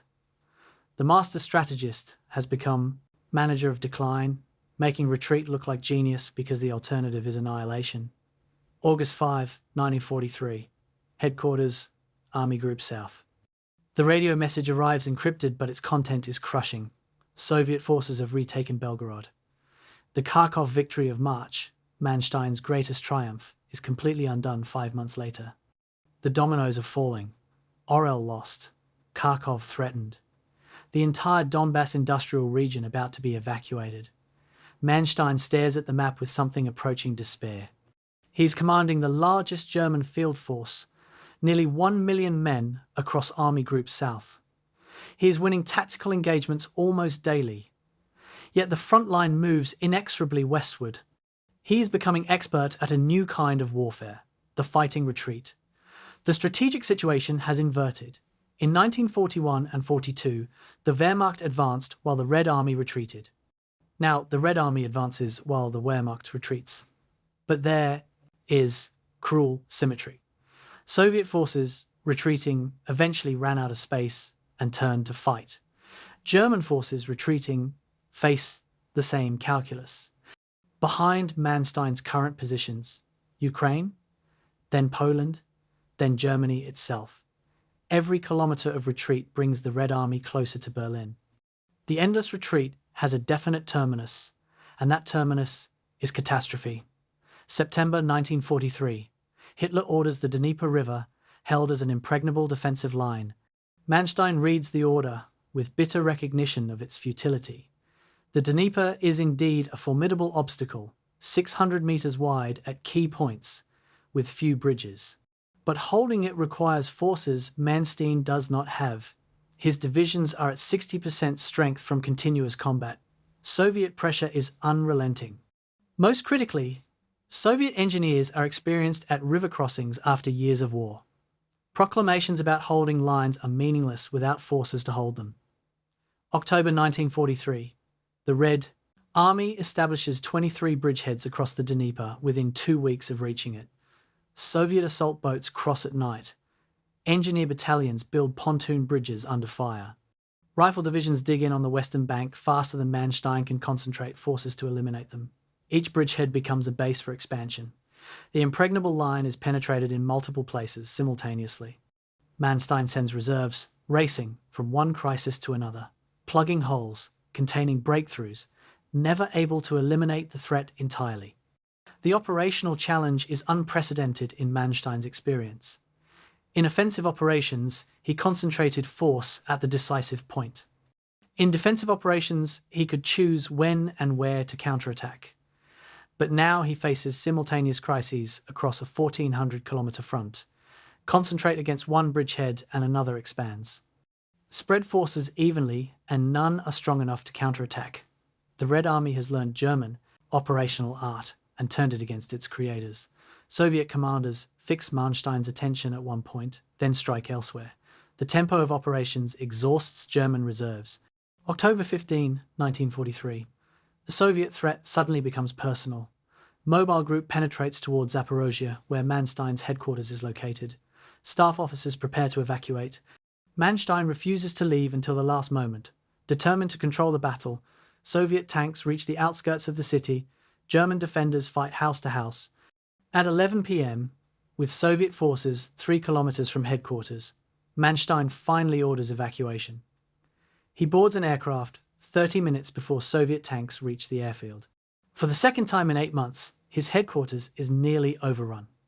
November through December 1943. The retreat continues through autumn mud and early winter snow. Soviet forces isolate 1st Panzer Army in a pocket near Kirovograd.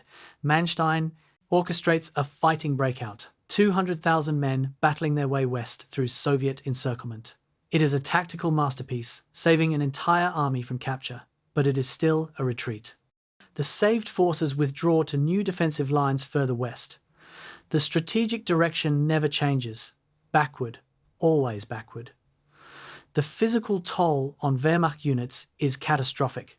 Divisions that began Barbarossa with 17,000 men now field 7,000. Panzer divisions rated at 60% strength in August are 40% by December. Replacements arrive. Poorly trained 18-year-olds and 35-year-old recalled factory workers, nothing like the professional soldiers who invaded Russia. Equipment losses are equally severe. Tanks destroyed in combat are replaced at 60% of loss rate. Trucks break down faster than factories produce new ones. The Wehrmacht is consuming its capital with no way to rebuild it. Yet Manstein's operational skill keeps catastrophe at bay. He masters the art of mobile defense. Identify Soviet attack axis, delay with outposts, retreat before being fixed, counterattack exposed flanks, disengage before encircled, repeat. It is exhausting, constant crisis management requiring perfect timing, but it works. Army Group South retreats 500 kilometers from August to December without losing cohesion. Soviet casualties in pursuit are enormous. Manstein inflicts losses at 2-to-1, sometimes 3-to-1 ratios. But the Soviets can afford losses. Germany cannot. December 1943. Hitler visits Manstein's headquarters at Lvov. The meeting is tense. Hitler demands every position be held to the last man. Manstein explains that rigid defense in Russia is suicide. Space must be traded for time.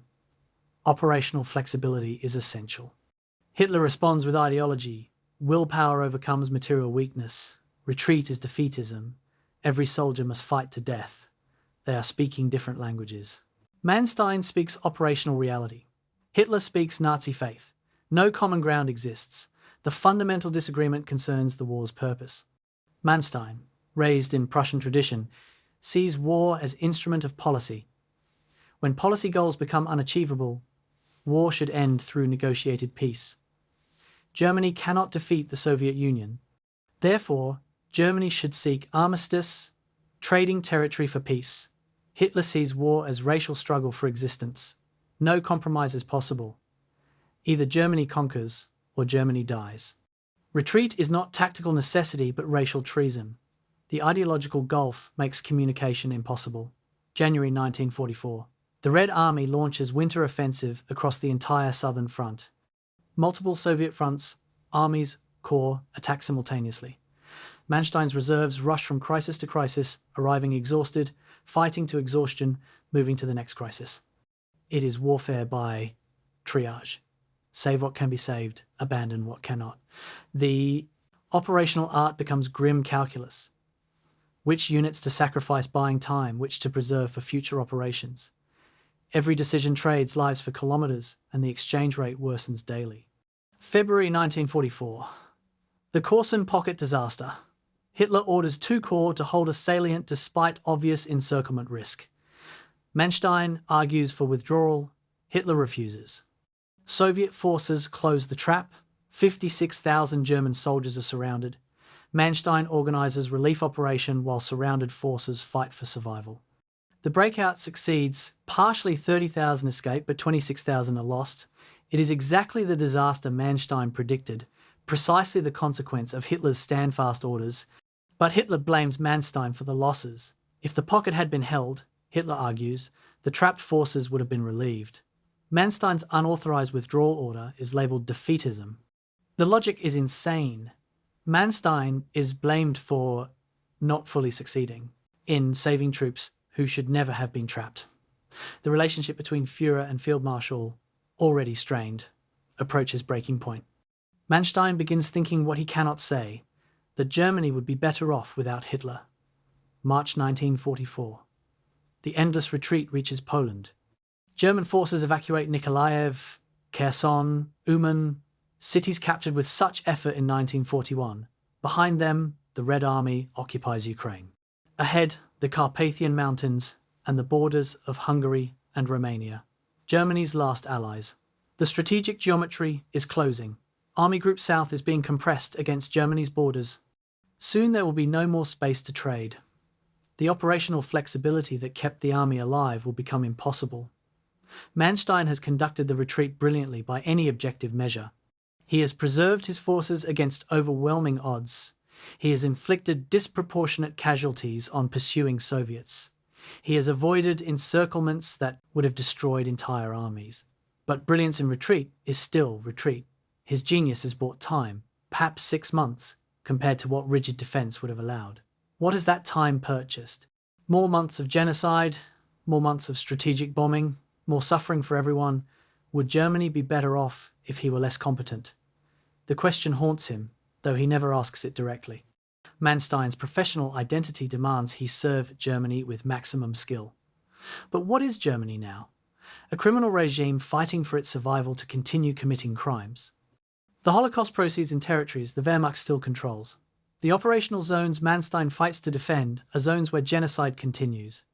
His operational success enables ideological catastrophe. But to acknowledge this would require questioning everything: his service, his allegiance, his life's meaning. So he continues. New orders arrive. New Soviet offensives begin. New retreats are executed. The endless retreat continues because stopping means encirclement and destruction.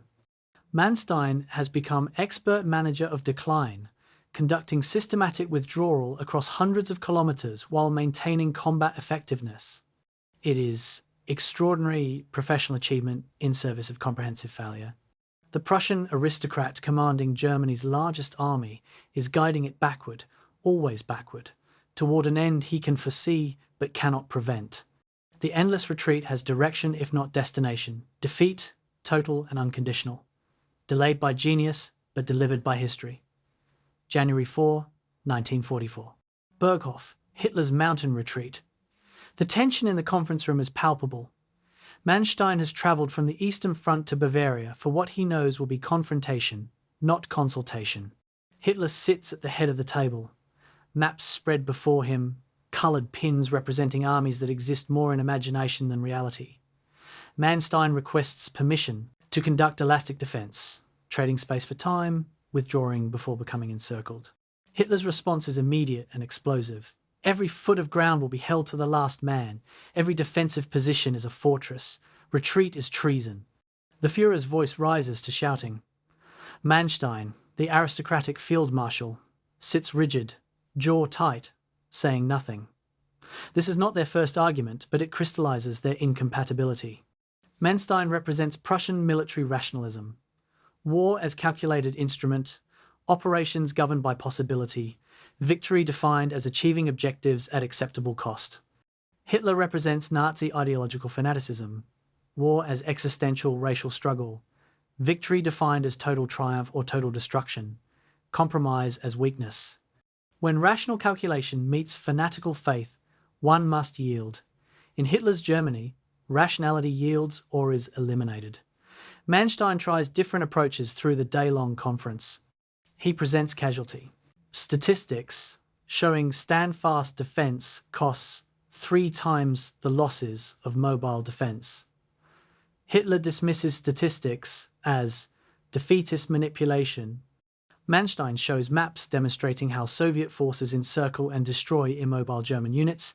Hitler responds that encirclement is test of will, that fanatical defence breaks enemy morale. Manstein cites successful retreats that saved armies. Hitler counters that retreat is self-fulfilling prophecy of defeat. They are arguing from incompatible premises, speaking past each other. January 27th, 1944. Another confrontation, this time about command authority. Manstein directly challenges Hitler's micromanagement. My Führer, either you trust your generals to command their forces, or you replace them with generals you do trust. But you cannot simultaneously hold them responsible for outcomes while denying them authority to make decisions. The room goes silent. No one speaks to Hitler this way. For long seconds, the Führer stares at Manstein. Then, ice cold, I trust my generals to execute my orders, nothing more. The exchange reveals the fundamental problem. Hitler appointed professional soldiers to command positions, then systematically undermined their authority. He overrules operational decisions from 1,000 kilometers away. He forbids retreats that any competent commander recognizes as necessary. He issues stand-fast orders that guarantee encirclement. When the inevitable disasters occur, he blames his generals for insufficient will.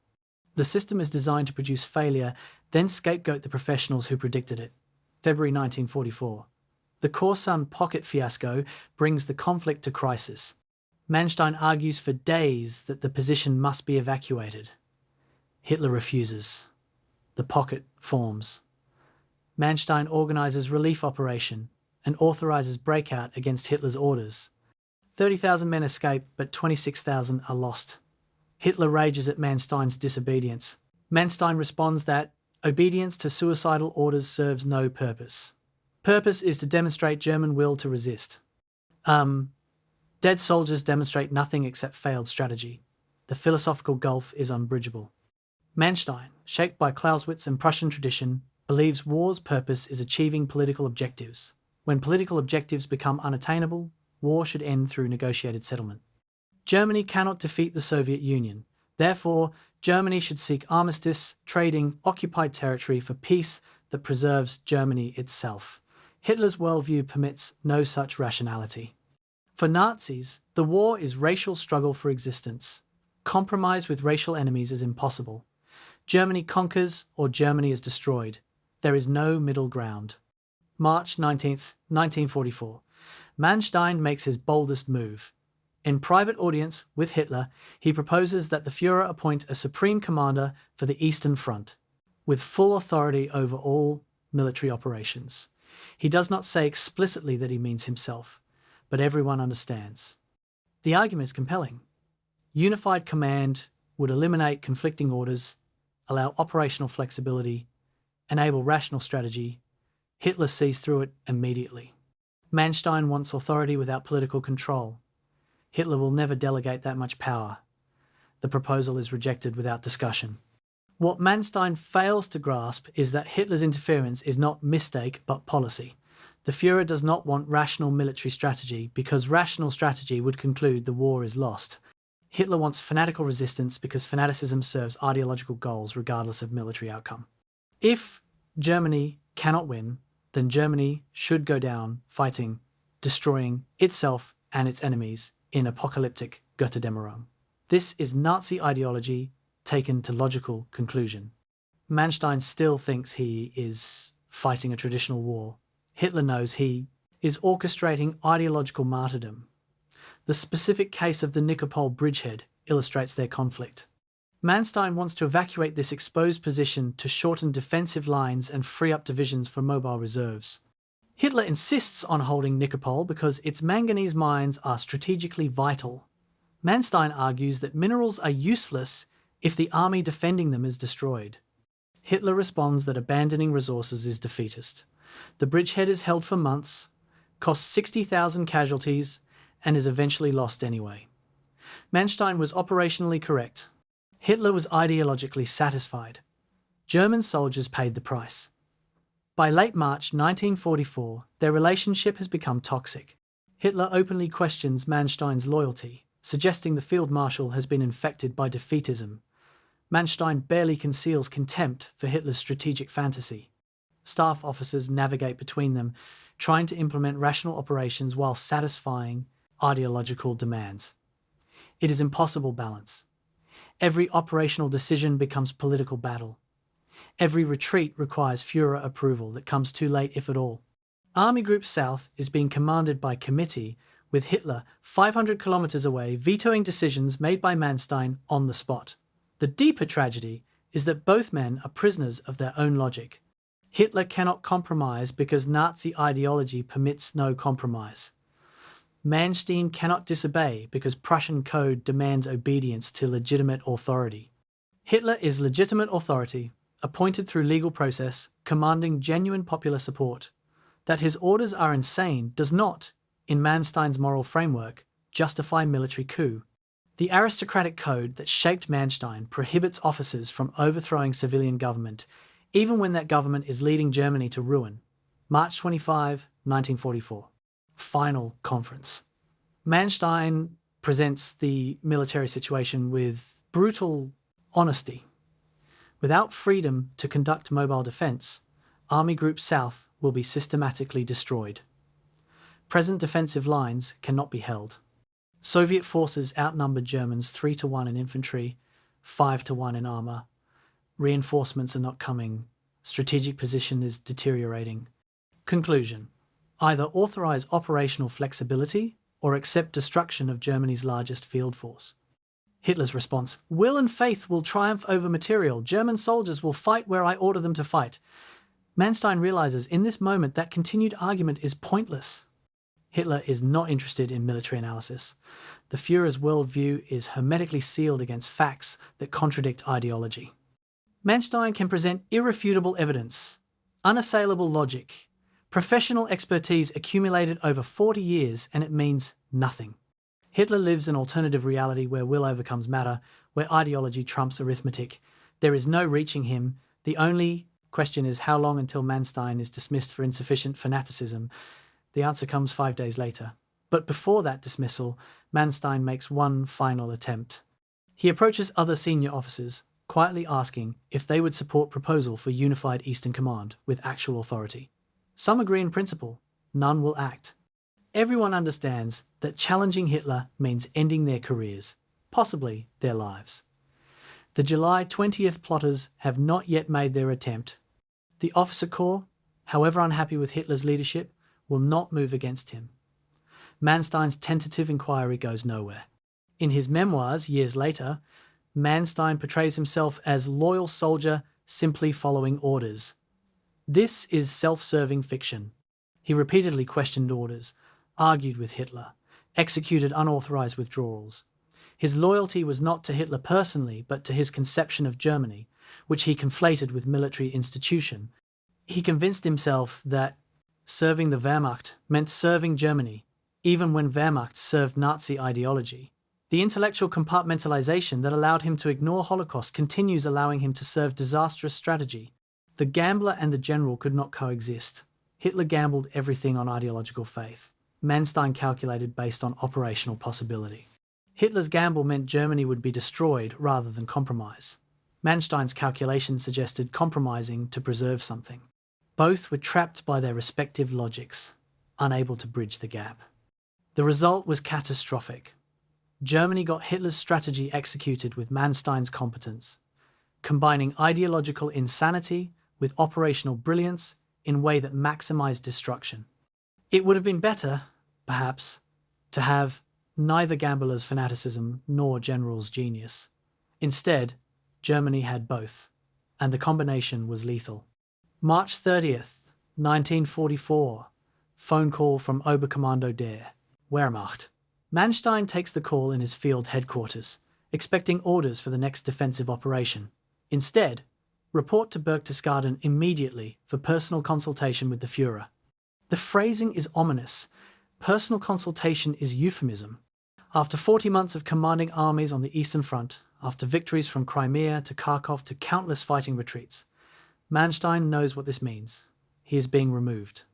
The only question is whether he will fight the decision or accept it with aristocratic grace. He chooses grace. The alternative is court-martial for disobedience, disgrace for his family, possible worse. Other generals who resisted too openly have disappeared into concentration camps or faced trumped-up charges. Manstein will not give Hitler that satisfaction. If he must go, he will go on his own terms, maintaining the dignity of his position, never acknowledging that dismissal might be deserved. The Prussian code demands he protect his honour, and the army's reputation even in failure. March 30th afternoon, the flight to Bavaria gives Manstein time to reflect.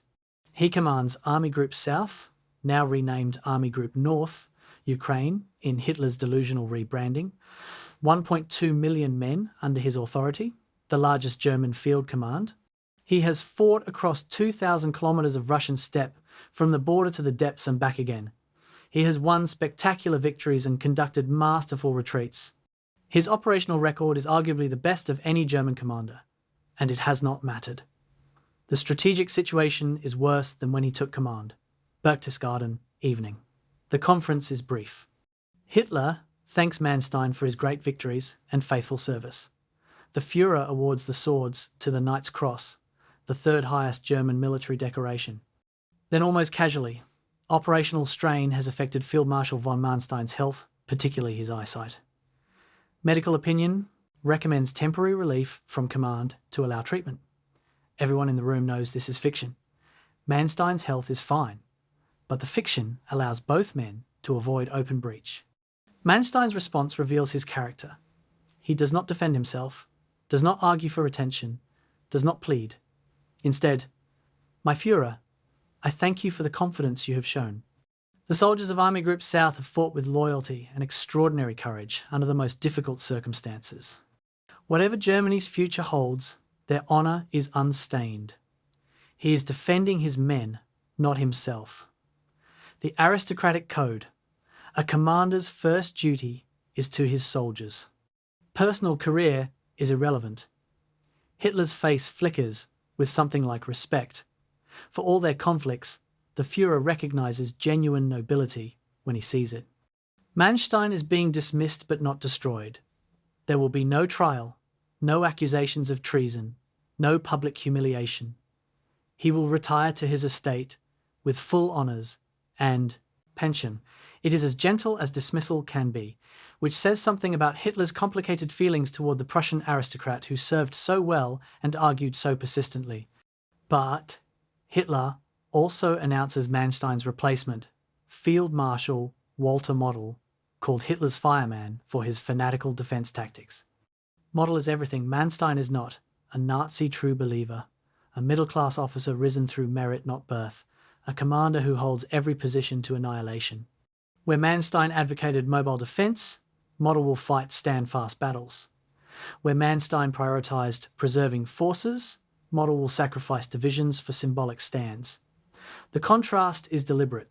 Hitler is replacing operational rationalism with ideological fanaticism. April 2nd, 1944. Change of command ceremony. Manstein and Model meet at headquarters, two field marshals representing opposite approaches to warfare. Manstein briefs Model on the tactical situation, where Soviet attacks are expected, where German reserves are positioned, which sectors are most vulnerable. Model listens impatiently. He has his own ideas. Within days, he will reverse many of Manstein's dispositions, ordering units forward that Manstein held back as reserves. The consequences will be catastrophic, but Model will die believing fanatical defence was correct. Manstein's final act is addressing his staff officers. The speech is brief, controlled, revealing nothing of his feelings. He thanks them for their service. He expresses confidence in Field Marshal Model. He reminds them their duty is to Germany and the soldiers they command. What he does not say, that he believes Hitler is leading Germany to destruction, that continued resistance is pointless, that their professional skills are being wasted serving ideological madness. The Prussian code forbids such admissions. Loyalty, even to unworthy leaders, is paramount. April 1944. Manstein arrives at his estate in Liegnitz, Silesia. He is 56 years old, at the peak of his intellectual powers, perhaps the most skilled operational commander of the war. And he is retired, sidelined, dismissed for being too competent at strategy while insufficiently committed to ideology. The irony is bitter. He has spent his entire adult life serving Germany's military. Now that service is no longer wanted because it includes unwelcome truths. The question haunts: what follows Manstein's dismissal? Under Model's command, Army Group North, Ukraine fights exactly the kind of war Hitler demands. Positions are held until encircled. Divisions are destroyed in place rather than withdrawn. The Lvov-Sandomierz offensive in July-August 1944 costs 400,000 German casualties, more than Stalingrad. The Army Group Manstein handed over largely intact is shattered within 4 months. Would his continued command have prevented this? Almost certainly. Would it have changed the war's outcome? Almost. Certainly not. This is Manstein's tragedy. His operational genius is strategically irrelevant. He can delay Soviet advance, inflict disproportionate casualties, save armies from encirclement, but he cannot change Germany's strategic position: surrounded, outnumbered, outproduced, fighting for goals that guarantee eventual destruction. His skills buy time. That time purchases nothing except more suffering. The Holocaust continues in territories Wehrmacht still controls. Strategic bombing destroys German cities. Millions more die because the war continues. Would Germany be better served by less competent generals who would lose faster? The counterfactual is impossible but tempting. If Manstein had been less brilliant, if German armies had collapsed sooner, if the war had ended in 1943 instead of 1945, perhaps 2 million more people would have survived. The concentration camps would have been liberated earlier, fewer cities would have been bombed, the Holocaust would have been shorter, operational genius enabled strategic catastrophe to continue longer. Is this an argument for mediocrity, or for generals who refuse to serve criminal regimes regardless of consequences? Manstein never seriously considers these questions. In his forced retirement, he writes Lost Victories, constructing narrative where Germany could have won with different strategy. He critiques Hitler's decisions while maintaining he was duty-bound to obey them. He presents himself as a apolitical professional soldier trapped by circumstances beyond his control. The self-examination stops at the operational level. He never asks whether operational excellence in service of evil is itself evil. The Prussian tradition does not provide language for such questions. May through December 1944. From his estate, Manstein watches Germany collapse. The Red Army advances through Poland toward German borders. Allied forces break out from Normandy, sweep across France. Strategic bombing reduces German cities to rubble. Everything he predicted has come to pass. Hitler's strategy has failed catastrophically. Yet Manstein takes no satisfaction. These are his soldiers dying, his country being destroyed. That he was correct provides no comfort. The final irony arrives in January 1945 when the Red Army reaches Silesia. Manstein must evacuate his own estate, becoming refugee from the Soviet advance. He failed to stop. He flees west with millions of other Germans, joining the columns of displaced persons clogging frozen roads. The field marshal who commanded armies retreats on foot, carrying what belongings he can, fleeing the enemy he fought for 4 years. The aristocratic officer becomes common refugee. Operational expertise avails nothing when the operational space is your own living room. By May 1945, when Germany surrenders, Manstein is in Western Germany under British occupation. He prepares to meet the conquerors. Confident his military record will speak for itself, he genuinely believes his operational competence will be recognized and respected. He does not yet understand that the victors will judge not just his military skill but his moral complicity. The trials are coming. The reckoning is coming. The career that began in Berlin aristocracy in 1887 will face final accounting in courtrooms and prison cells. The Prussian inheritance, the operational genius, the moral blindness, all will be weighed and found wanting. The farewell is complete. Manstein's active military career is over. His historical legacy is beginning. For the rest of his life, he will fight rearguard action in courtrooms and memoirs, defending his reputation, maintaining his innocence, insisting he was just a soldier. But he cannot escape the simple fact. He was a great general who served a great evil with great skill. That some good men might have made worse generals does not absolve him. Excellence in service of atrocity is not virtue. The aristocratic code that shaped him provides no defense against this judgment. History will remember his brilliance and his complicity equally as it should. April 1944, Legnitz Estate, Silesia. Manstein sits at his desk, fountain pen in hand, blank pages before him. For the first time in 3 years, there are no operational orders to write, no crisis to manage, no front to command. The silence is oppressive. Outside, spring arrives indifferent to human catastrophe. Inside, the unemployed field marshal begins writing what will become Lost Victories, constructing the narrative that will define his historical legacy. The first pages argue that Germany could have won with different strategy, that Hitler's interference cost victory. What the pages do not mention: Manstein's complicity in crimes, the Holocaust conducted in territories he commanded, the moral dimension of his service. The selective memory begins immediately. Crimea becomes solely about Sevastopol's siege, not about 90,000 Jews murdered. The November 1941 order endorsing harsh punishment of Jewish subhumanity disappears from his account. Einsatzgruppen operations are unmentioned. The systematic cooperation between Wehrmacht and SS is erased. Manstein is crafting the clean Wehrmacht myth before the term exists, portraying himself as professional soldier focused only on military operations, separate from political ideology and criminal activity. May 1944. News from the Eastern Front confirms Manstein's warnings. Soviet spring offensive shatter German defensive lines. Without operational flexibility, Wehrmacht units are encircled and destroyed. But Manstein takes no satisfaction in being proven correct. Those are his former soldiers dying, commanded by model, using tactics Manstein argued against. He watches his predictions validated and his army destroyed simultaneously. The vindication is hollow. June 6, 1944, Allied invasion of Normandy. Manstein, sidelined, analyzes the campaign from newspaper reports. He sees immediately that German defense is conducted wrong. Panzer reserves are held too far back, committed piecemeal, controlled by Hitler's micromanagement from Berlin.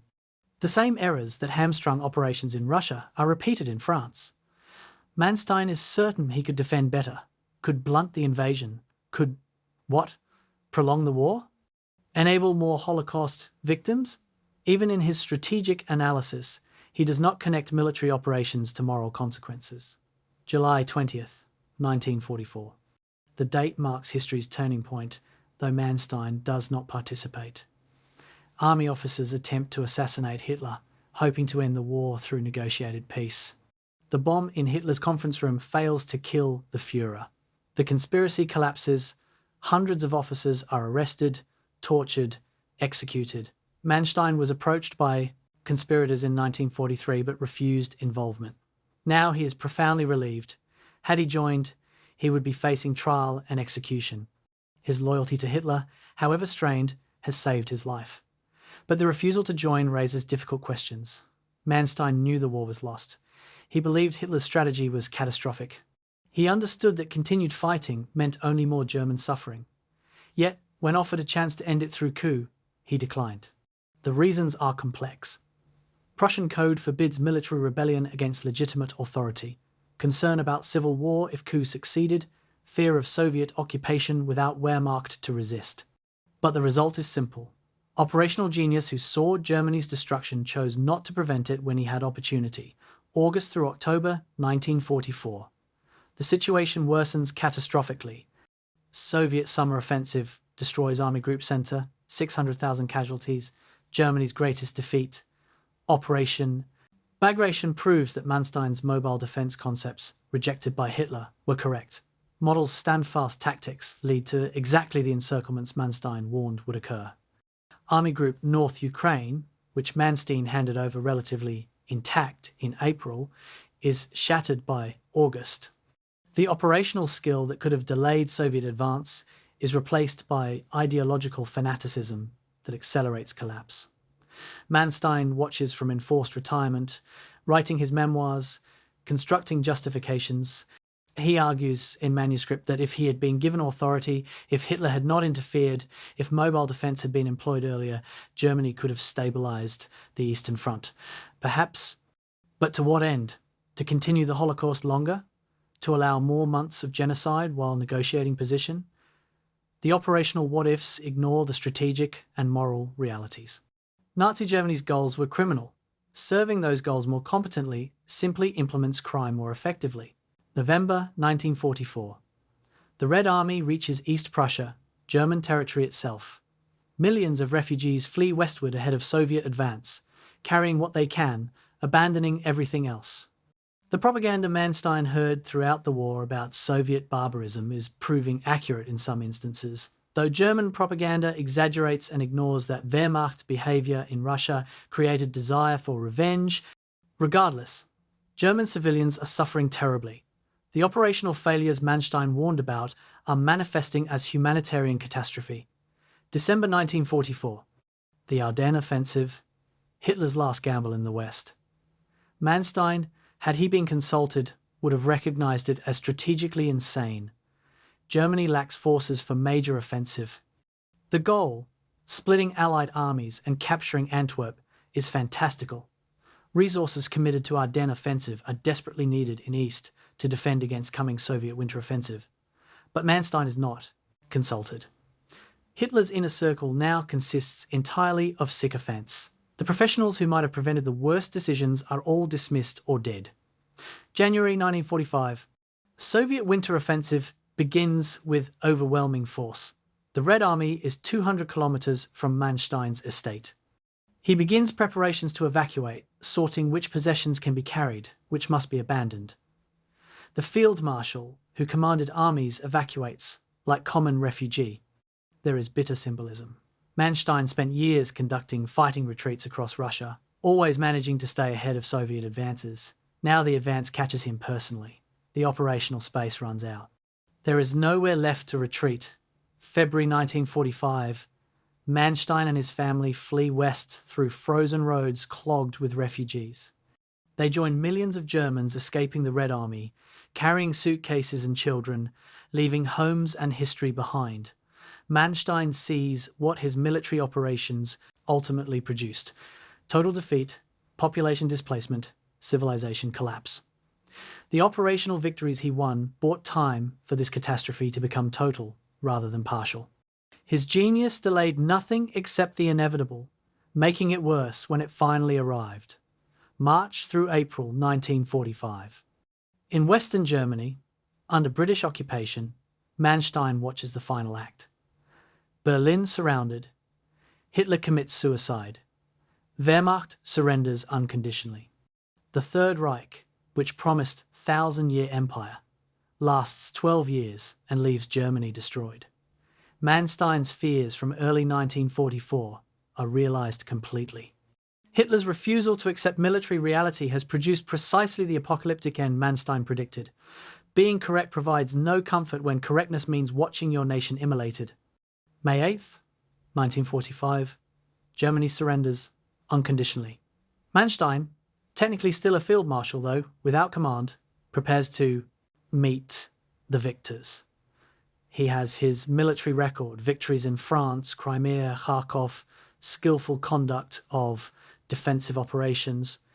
He believes this record demonstrates professional competence separate from political context.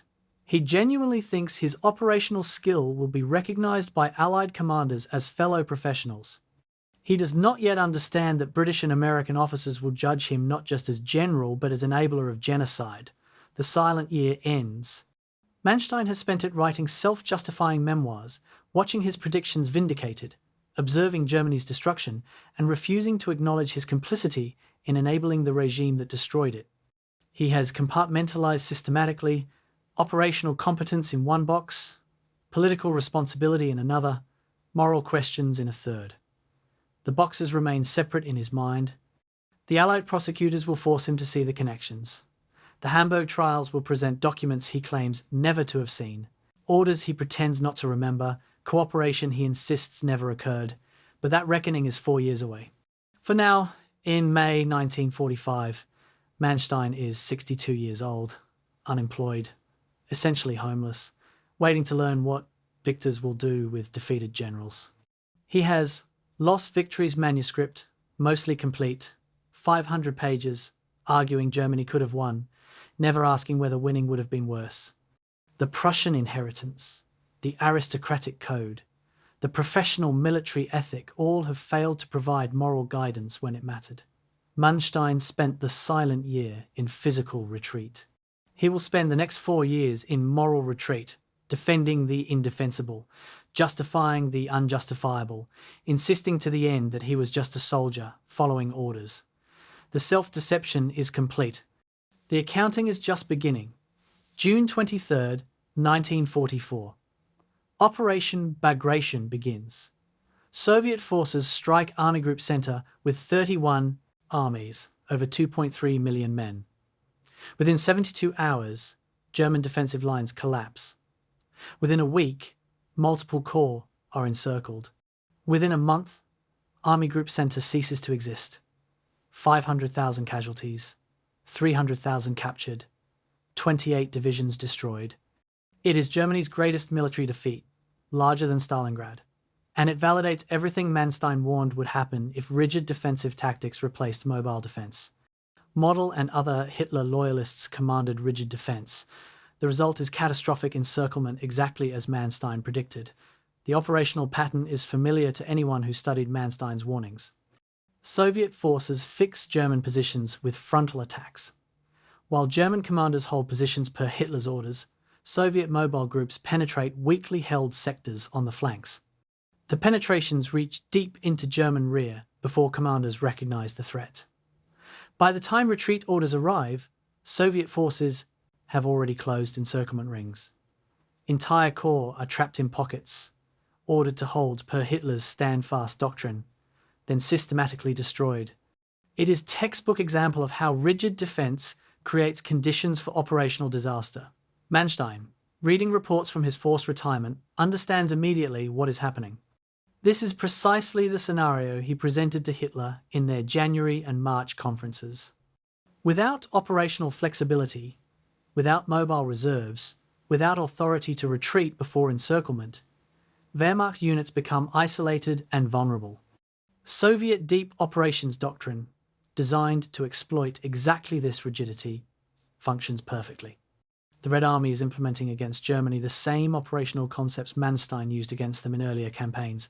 August 1944, Romania. Another disaster validates Manstein's approach.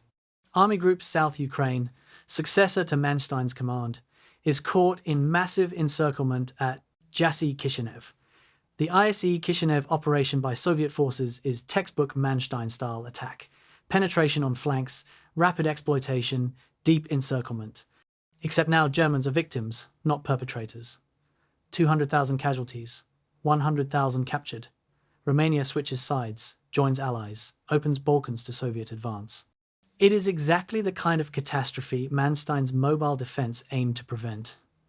The cruel irony is that Soviet commanders learned from Manstein.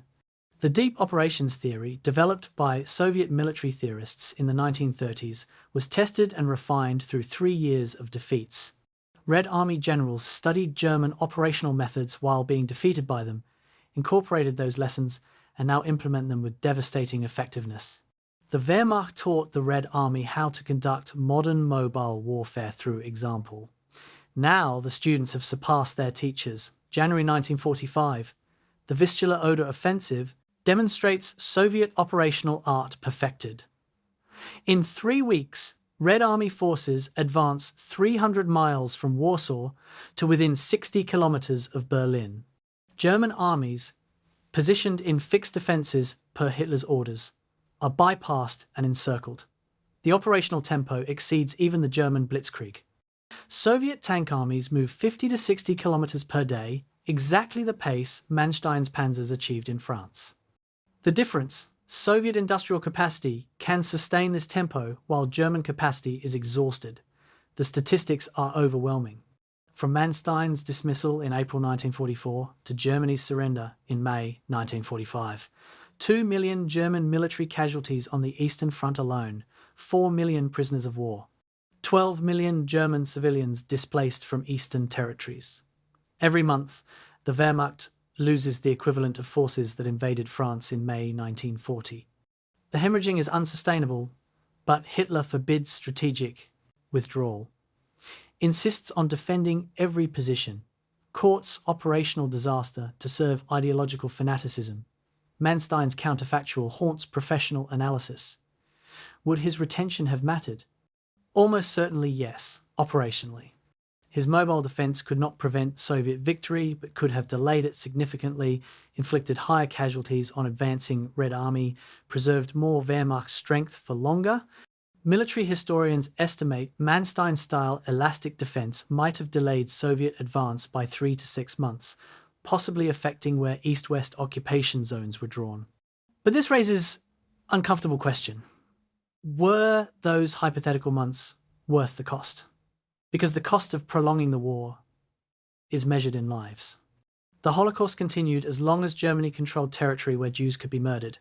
Approximately 250,000 Jews died each month from Manstein's dismissal through war's end. 3 to 6 months of additional German resistance means 750,000 to 1.5 million more Holocaust victims. Add civilian casualties from strategic bombing, from combat operations, from starvation and disease. Manstein's operational competence, had it been employed, would have saved Wehrmacht lives while costing more civilian lives overall.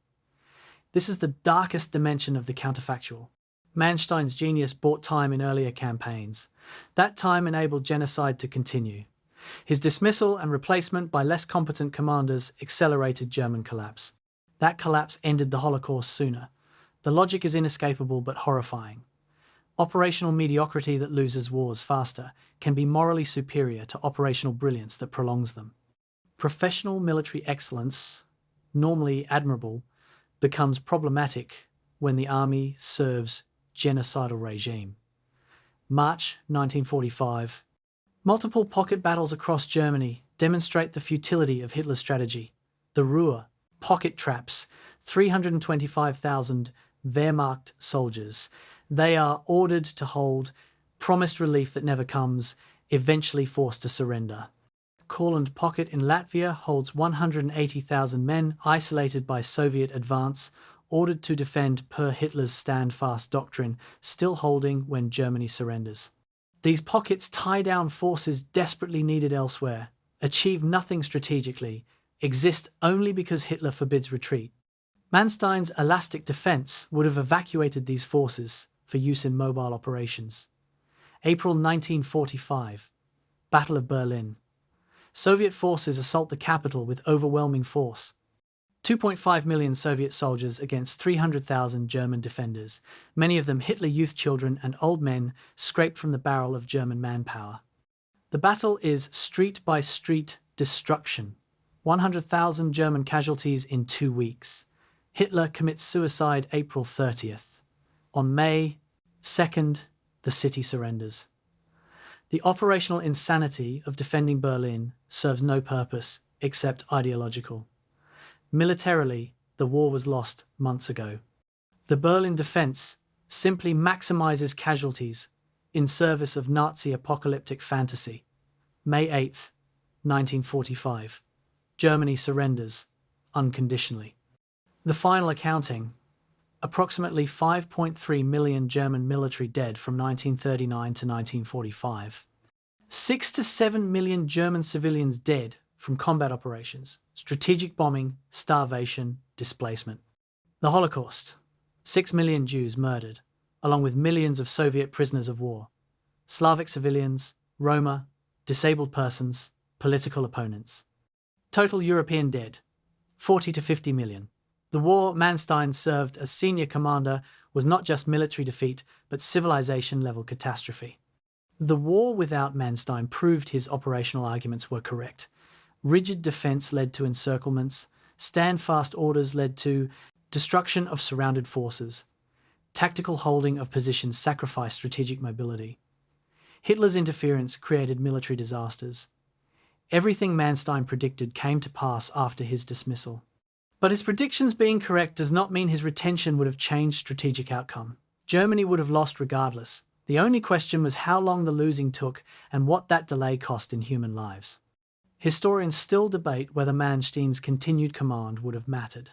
The consensus: operationally yes, strategically no.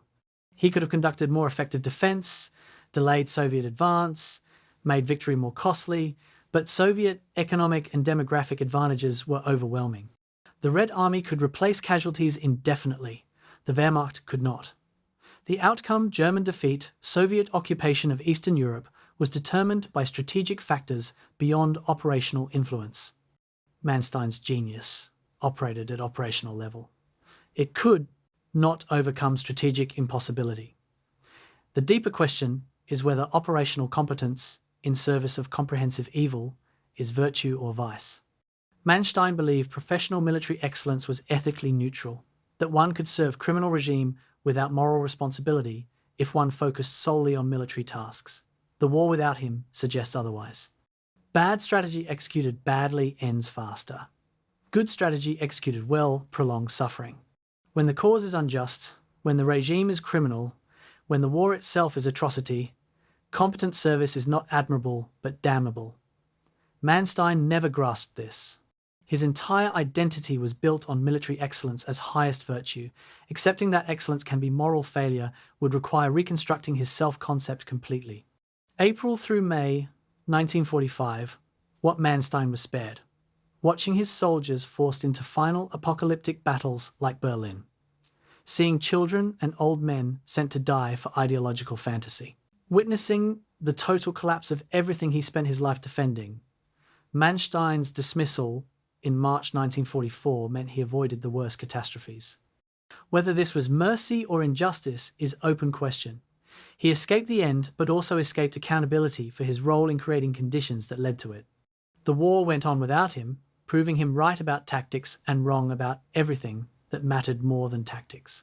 August 23, 1949. Hamburg, British military courthouse. Manstein enters the dock, wearing civilian suit, no longer permitted uniform. He is 62 years old, grey and reserved, maintaining aristocratic bearing even in defendant's position. British prosecutors sit across the courtroom with folders containing documents recovered from Wehrmacht archives. 19 counts charge him with war crimes, murder of civilians, ill-treatment of prisoners of war, scorched earth policies. Manstein pleads not guilty to all charges. His defense strategy is compartmentalization. He commanded military operations but had no jurisdiction over SS crimes, focused on tactical matters while political authorities handled other affairs, knew nothing about Holocaust despite commanding territories where it occurred. The prosecution's opening is devastating. They read from Manstein's November 1941 order. The soldier must have full understanding for the necessity of severe but just punishment of Jewish subhumanity. The document is authentic, signed by Manstein, distributed throughout 11th Army. Manstein's attorney argues the order was drafted by subordinates, that Manstein signed without reading carefully, that the language doesn't necessarily mean what it appears to mean. The judges look skeptical. The order's meaning is clear. So is Manstein's signature, September through October 1949. Document after document contradicts Manstein's claimed ignorance. Wehrmacht intelligence reports from 11th Army headquarters explicitly reference Einsatzgruppen operations. Liaison officers filed regular updates on security actions, detailing numbers of Jews and partisans liquidated. Local military commanders reported civilian complaints about mass murders to higher headquarters, meaning Manstein's staff. The administrative record is comprehensive. Either Manstein read these reports anew, or he deliberately avoided reading them, which under military law is equally culpable.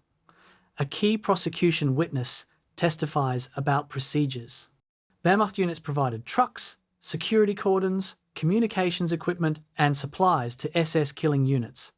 This cooperation was systematic, documented in military logistics records. When Einsatzgruppe D requested support, Wehrmacht personnel provided it as routine matter.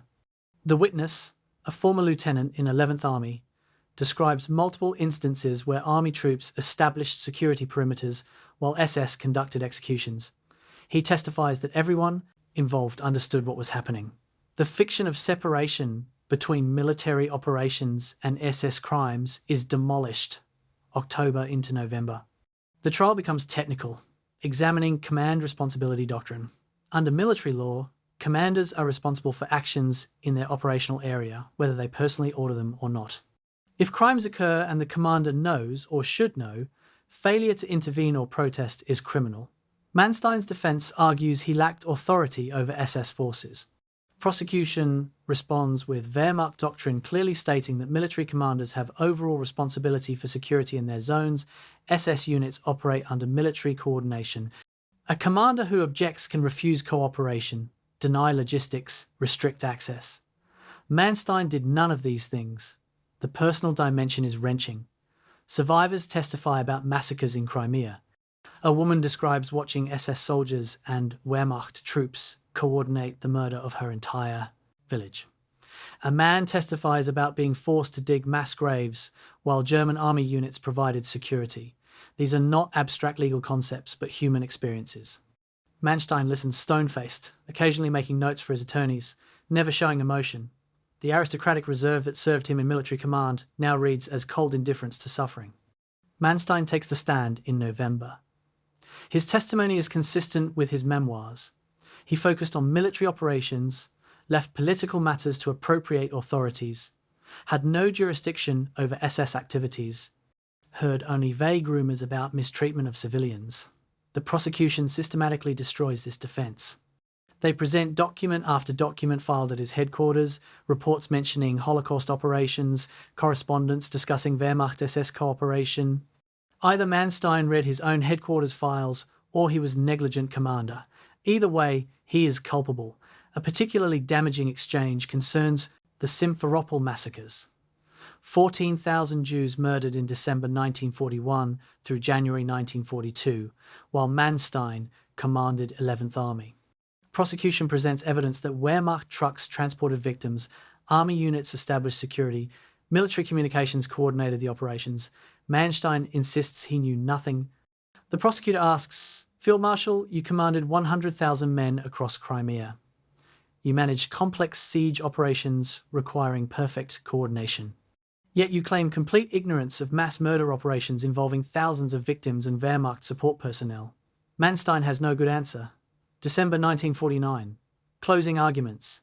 The prosecution argues that Manstein was complicit through enabling, providing material support, refusing to intervene, maintaining willful ignorance.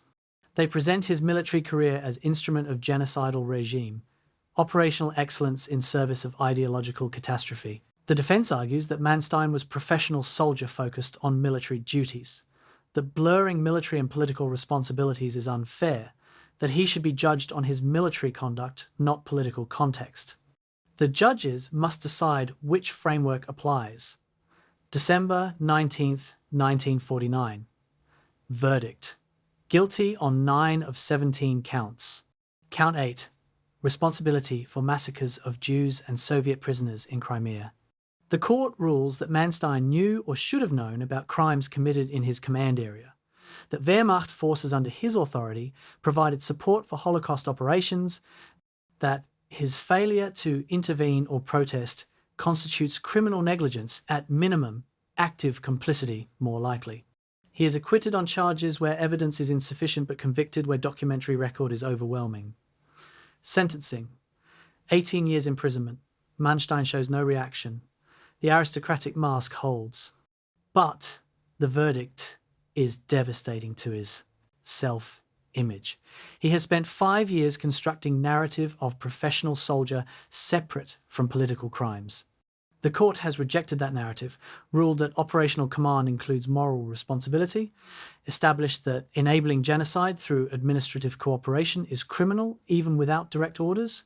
The Prussian code that shaped Manstein provides no defense against this judgment. The trial becomes controversial immediately. British military historians, particularly Basil Liddell Hart, argue the verdict politicizes military judgment, that commanders cannot be held responsible for actions of separate organizations, that Manstein's conviction sets dangerous precedent. Others respond that Nuremberg trials already established command responsibility principles, that Manstein's case is straightforward application of those principles, that military professionalism is not permission to enable atrocity through willful ignorance. Appeals follow.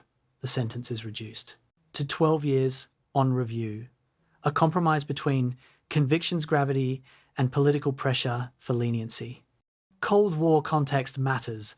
West Germany is being rearmed as NATO bulwark against Soviet Union, requiring rehabilitation of Wehrmacht officers. Manstein becomes symbol in this debate. Those wanting clean Wehrmacht, myth, need his innocence. Those insisting on moral accountability need his guilt. The legal verdict becomes political football. May 1953. Manstein is released after serving only 4 years, his sentence commuted due to health concerns and political pressure. British Field Marshal Bernard Montgomery argues for his release, calling him decent soldier caught in political situation. Winston Churchill quietly supports clemency. The Cold War requires German rearmament, which requires portraying Wehrmacht as honourable army fighting for wrong government. Manstein's early release serves this narrative, whatever the legal verdict established. But the verdict stands in history. Manstein was convicted of war crimes by military court after fair trial with competent defence. The judgment establishes that operational command includes moral responsibility, that focus on military tasks does not excuse enabling atrocity, that commanders cannot plead ignorance of systematic crimes in their operational areas. These principles remain relevant to military ethics. The Hamburg trial determined that brilliance at warfare is not virtue when the war serves evil purposes. Manstein never admits guilt. In his remaining years, he maintains the conviction was political persecution, that he was scapegoat for Wehrmacht generally, that professional soldiers cannot be held responsible for political decisions. He presents himself as victim of victor's justice, wrongly condemned for doing his military duty. The self-justification continues until his death in 1973. He cannot accept that his service, however professionally excellent, enabled comprehensive evil. The aristocratic code, the Prussian tradition, the professional military ethic all proved to be moral dead ends when confronted with genocide. The reckoning at Hamburg was incomplete. 4 years served for complicity in 90,000 murders is not justice. Early release for political convenience is not accountability, but the legal precedent matters. Command responsibility is established. Willful ignorance is no defense. Operational excellence does not trump moral culpability. The verdict stands as rebuke to every general who claims he was just following orders or focused on military matters. Manstein's conviction establishes that how brilliantly you serve matters less than what you serve. That principle, established in Hamburg Courthouse in 1949, remains the trial's most important legacy. May 1953, Well Prison, West Germany. The gates open and Manstein walks free after 4 years' imprisonment. Outside, German veterans' organizations wait with flowers and speeches. To them, he is not war criminal, but martyred hero, victim of victor's justice, symbol of Wehrmacht honor, unjustly maligned. West Germany's press covers the release positively, emphasizing his military achievements while minimizing the war crimes conviction. Cold War politics has transformed context completely. Yesterday's defeated enemy is today's essential ally. Yesterday's war criminal becomes today's strategic consultant. The rehabilitation begins immediately. The geopolitical calculation is straightforward. Soviet Union threatens Western Europe. NATO needs West German rearmament to counter Soviet conventional superiority. German rearmament requires Germans to accept military service again. Germans will not serve in army condemned as criminal. Therefore, Wehrmacht must be rehabilitated, portrayed as honourable force that fought for wrong government but maintained professional standards. Manstein becomes centrepiece of this myth-making. His operational brilliance is emphasised, his war crimes conviction is minimised as political persecution. 1955–56. Manstein serves as unofficial advisor to West German Defence Ministry during Bundeswehr creation. NATO generals consult him on doctrine for defending West Germany against potential Soviet invasion. The irony is complete. The man convicted of enabling genocide now teaches defensive operations against the army that defeated him. His expertise is valued precisely because he learned through hard experience how to fight Red Army. That this experience was gained, serving Nazi regime, is tactfully ignored. The operational concepts he teaches are familiar. Mobile defense, counter-attack into enemy flanks, elastic resistance, trading space for time. These are Manstein's methods, from 1943 to 44, updated for nuclear age and NATO structures. The Bundeswehr adopts his principles. West German officers study his campaigns. The operational art he perfected serving Hitler becomes foundation for NATO doctrine. The military knowledge is separated from moral context. Manstein the strategist is resurrected, while Manstein the war criminal is buried. British military historian Basil Liddell Hart becomes Manstein's greatest champion. Liddell Hart interviews him extensively, incorporates his views into military histories, writes preface to English edition of Lost Victories that presents Manstein as pure strategist victimized by Hitler's interference and Allied persecution. Liddell Hart's reputation as military theorist legitimizes this rehabilitation. If respected British military intellectual vouches for Manstein, surely his war crimes conviction must be overstated. This is the logic that allows moral amnesia. The Liddell Hart preface is masterpiece of selective emphasis. It discusses Manstein's operational brilliance, his conflicts with Hitler, his correct strategic assessments. It mentions the war crimes trial briefly, calling it controversial without engaging with evidence presented. It separates Manstein's military expertise from political context, treating Nazi ideology as unfortunate background rather than purpose of operations. The preface embodies clean Wehrmacht myth, professional soldiers trapped by political circumstances beyond their control. It is historically inaccurate but politically necessary for Cold War alliance. 1958. Lost Victories published in English becomes influential in Western military education. Staff colleges teach Manstein's Kharkov operation as operational art masterpiece. His mobile defense concepts inform NATO planning. Military professionals worldwide study his methods. The book presents Manstein's version of events, Brilliant operations undermined by Hitler's interference, skilled defense against overwhelming odds, professional soldier doing his duty. The Holocaust is mentioned peripherally, if at all. The Wehrmacht-SS cooperation is absent. The war crimes conviction is presented as misunderstanding. The resurrection is nearly complete. Manstein moves from convicted war criminal to respected strategic consultant in 5 years. The transformation requires substantial historical amnesia. Documents presented at Hamburg trial are ignored. Survivor testimony is forgotten. The documentary evidence of Wehrmacht complicity in Holocaust is suppressed in service of NATO political requirements. The Cold War needs German allies. German allies need clean historical legacy. Manstein provides this legacy by insisting Wehrmacht fought honourably for dishonourable regime, separate military professionalism from political crimes. But the amnesia is incomplete. Survivors know. Historians know. Eastern Europeans know. The documents remain in archives. The trial transcripts exist. The evidence of Manstein's complicity is preserved even as public memory is revised. This creates split legacy. In West, he is rehabilitated strategist. In East, he remains war criminal. The split reflects Cold War divisions. Western alliance needs Wehrmacht rehabilitation. Soviet bloc uses Wehrmacht crimes for propaganda. Both sides instrumentalize history for political purposes. 1960s.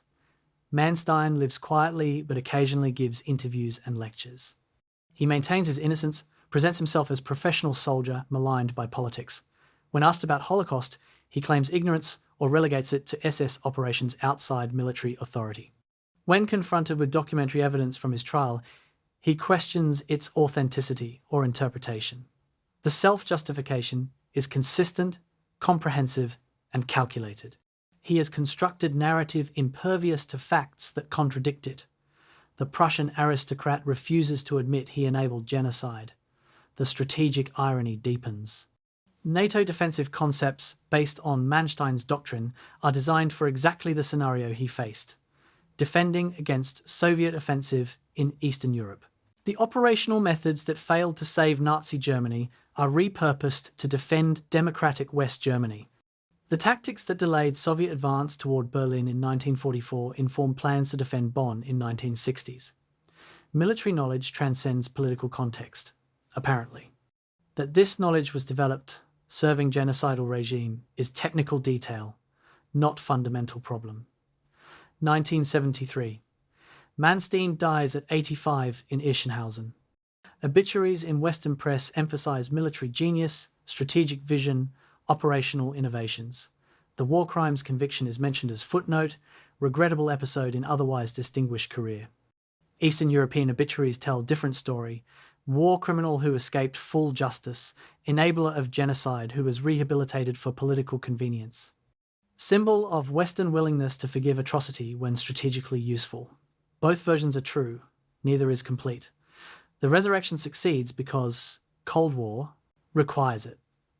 Western defense against Soviet Union needs German military expertise and German military manpower.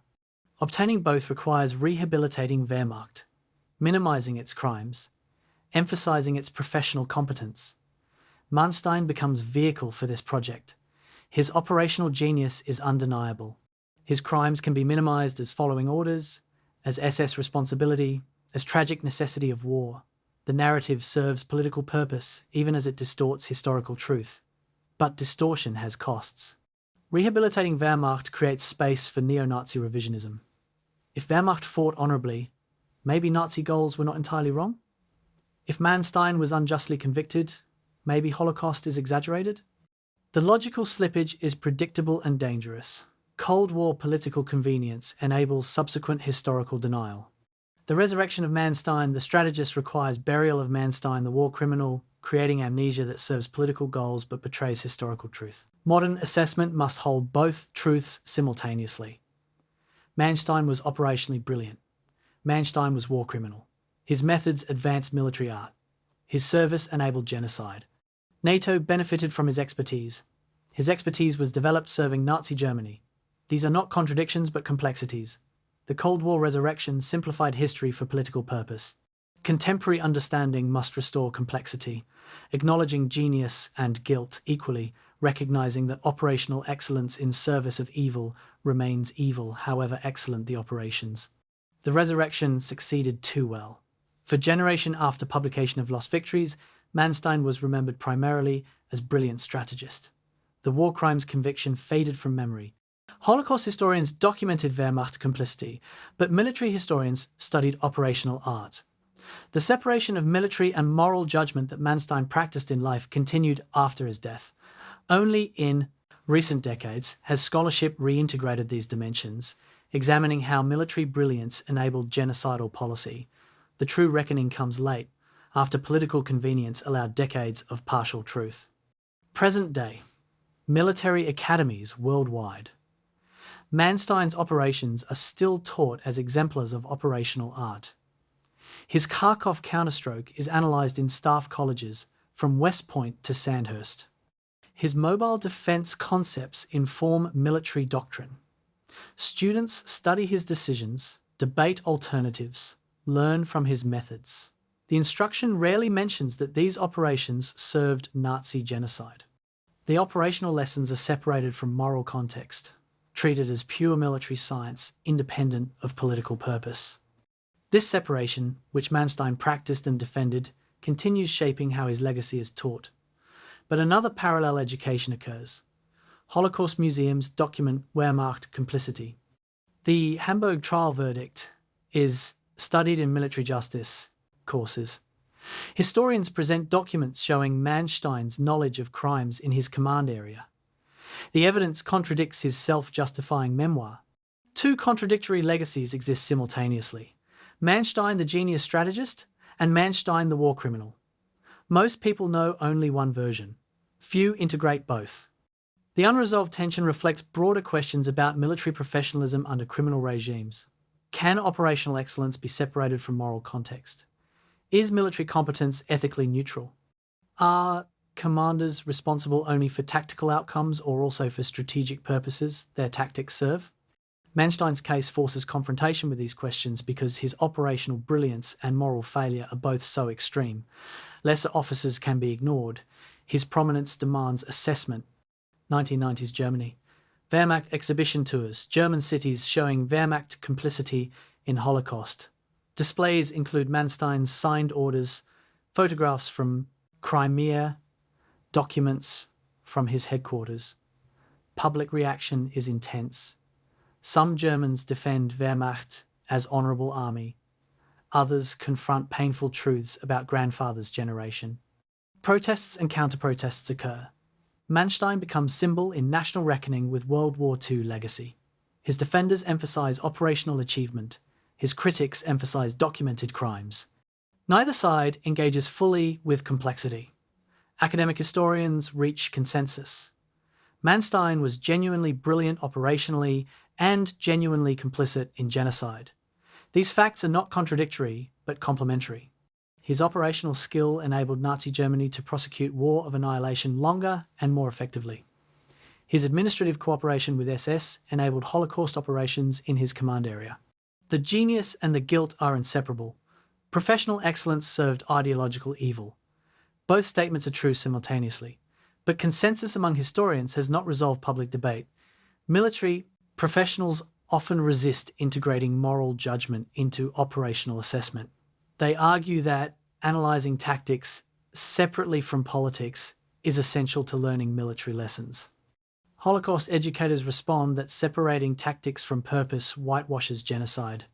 The debate reflects deeper tension between professional military culture, which values technical competence, and moral philosophy, which judges purpose over method. The counterfactual questions persist. If Manstein had refused Nazi service, would he have accomplished anything? Another general would have taken his positions. The operations would have occurred regardless. Perhaps less competently, perhaps ending the war sooner, but individual refusal would not have prevented crimes. This reasoning justifies many Germans' decisions to serve. But it ignores that every individual cooperation enabled the regime. Collective evil requires individual choices. Claiming individual powerlessness enables collective catastrophe. Alternative counterfactual. If Manstein had joined July 20th plotters, could the coup have succeeded? Possibly. His prestige might have brought other generals along. Successful coup in 1944 could have ended European war earlier, saving millions of lives, millions of Holocaust victims. But this is speculation. The plot failed even without his participation. His absence might have made no difference. Yet his refusal to try, his prioritization of personal loyalty over moral duty, remains troubling. He chose obedience when rebellion might have saved lives. Modern military ethics uses Manstein as case study in command responsibility. Professional military education now emphasizes that operational competence includes moral judgment. Officers are taught they cannot compartmentalize military and ethical dimensions. Commanders are responsible for foreseeable consequences of their operations, including enabling crimes by other forces. These principles respond directly to Manstein-style defenses. His legacy includes not just operational innovations, but also cautionary lessons about moral abdication. Yet his operational methods remain valuable. Mobile defense, elastic resistance, operational counterattack, these concepts are ethically neutral in themselves. They can serve defensive or offensive purposes, just or unjust causes. The military knowledge Manstein developed is genuinely useful. The question is whether this knowledge can be separated from the context of its development. Can we learn from his operations while condemning his service? Most military educators answer yes. Holocaust educators are less certain. The permanent questions remain unresolved. How do we assess military brilliance inseparable from moral catastrophe? What do we owe historical truth when dealing with capable people who served evil? Can professional competence be ethically neutral, or does context always matter? Is it possible to honor operational genius while condemning the purposes it served? These questions have no easy answers. Different people with different priorities reach different conclusions. Personal assessment varies by what each person values. Those who prize military professionalism emphasize Manstein's operational innovations and regret his war crimes conviction as politicized. Those who prioritize moral accountability emphasize his documented complicity and regret his early release and rehabilitation. Both groups select evidence supporting their conclusions.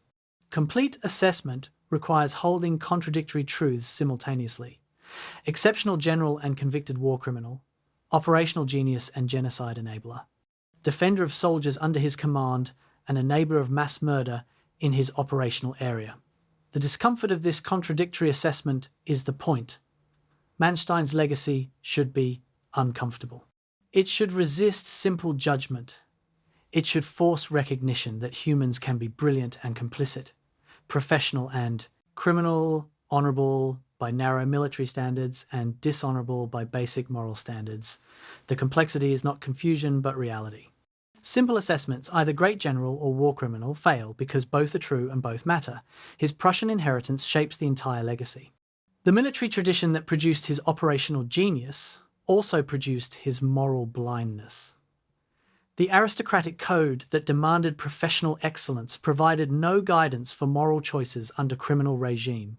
The emphasis on duty and obedience that made him effective general made him complicit enabler. The tradition is inseparable from the catastrophe. This is an uncomfortable conclusion for those who admire Prussian military excellence, but documentary evidence supports it. Final assessment. Manstein was extraordinary operational commander whose military brilliance enabled genocidal regime to prosecute war of annihilation with devastating effectiveness. He was complicit in Holocaust through administrative cooperation, willful ignorance, and refusal to intervene. He was convicted of war crimes after fair trial, but served minimal sentence due to Cold War politics. His operational methods are studied and applied worldwide. His moral failures are documented and undeniable. Both legacies exist. Both matter. Neither cancels the other. The unresolved legacy is appropriate. Manstein's case is not neat parable with clear moral. It is messy historical reality where brilliance and catastrophe intertwine, where individual choices enable collective evil, where professional competence serves ideological horror. The legacy remains unresolved because the fundamental questions it raises remain unresolved. Each generation confronts anew what his career means, what lessons it teaches, what warnings it provides. The debates will continue because the issues matter beyond one man's biography. Erich von Manstein died in 1973. But his legacy lives in military doctrine. He influenced in Holocaust history. He participated in legal precedents, his trial established, in ethical questions, his career raises. The aristocratic officer who believed he could serve Germany while remaining separate from Nazi crimes was wrong. The operational genius who thought military expertise was ethically neutral was wrong. The brilliant strategist who enabled comprehensive evil teaches lessons he never intended and would never accept. His unresolved legacy is warning about what happens when professional competence operates without moral compass, when military excellence serves political catastrophe, when individual brilliance enables collective crime. That warning remains relevant. The discomfort it creates remains necessary.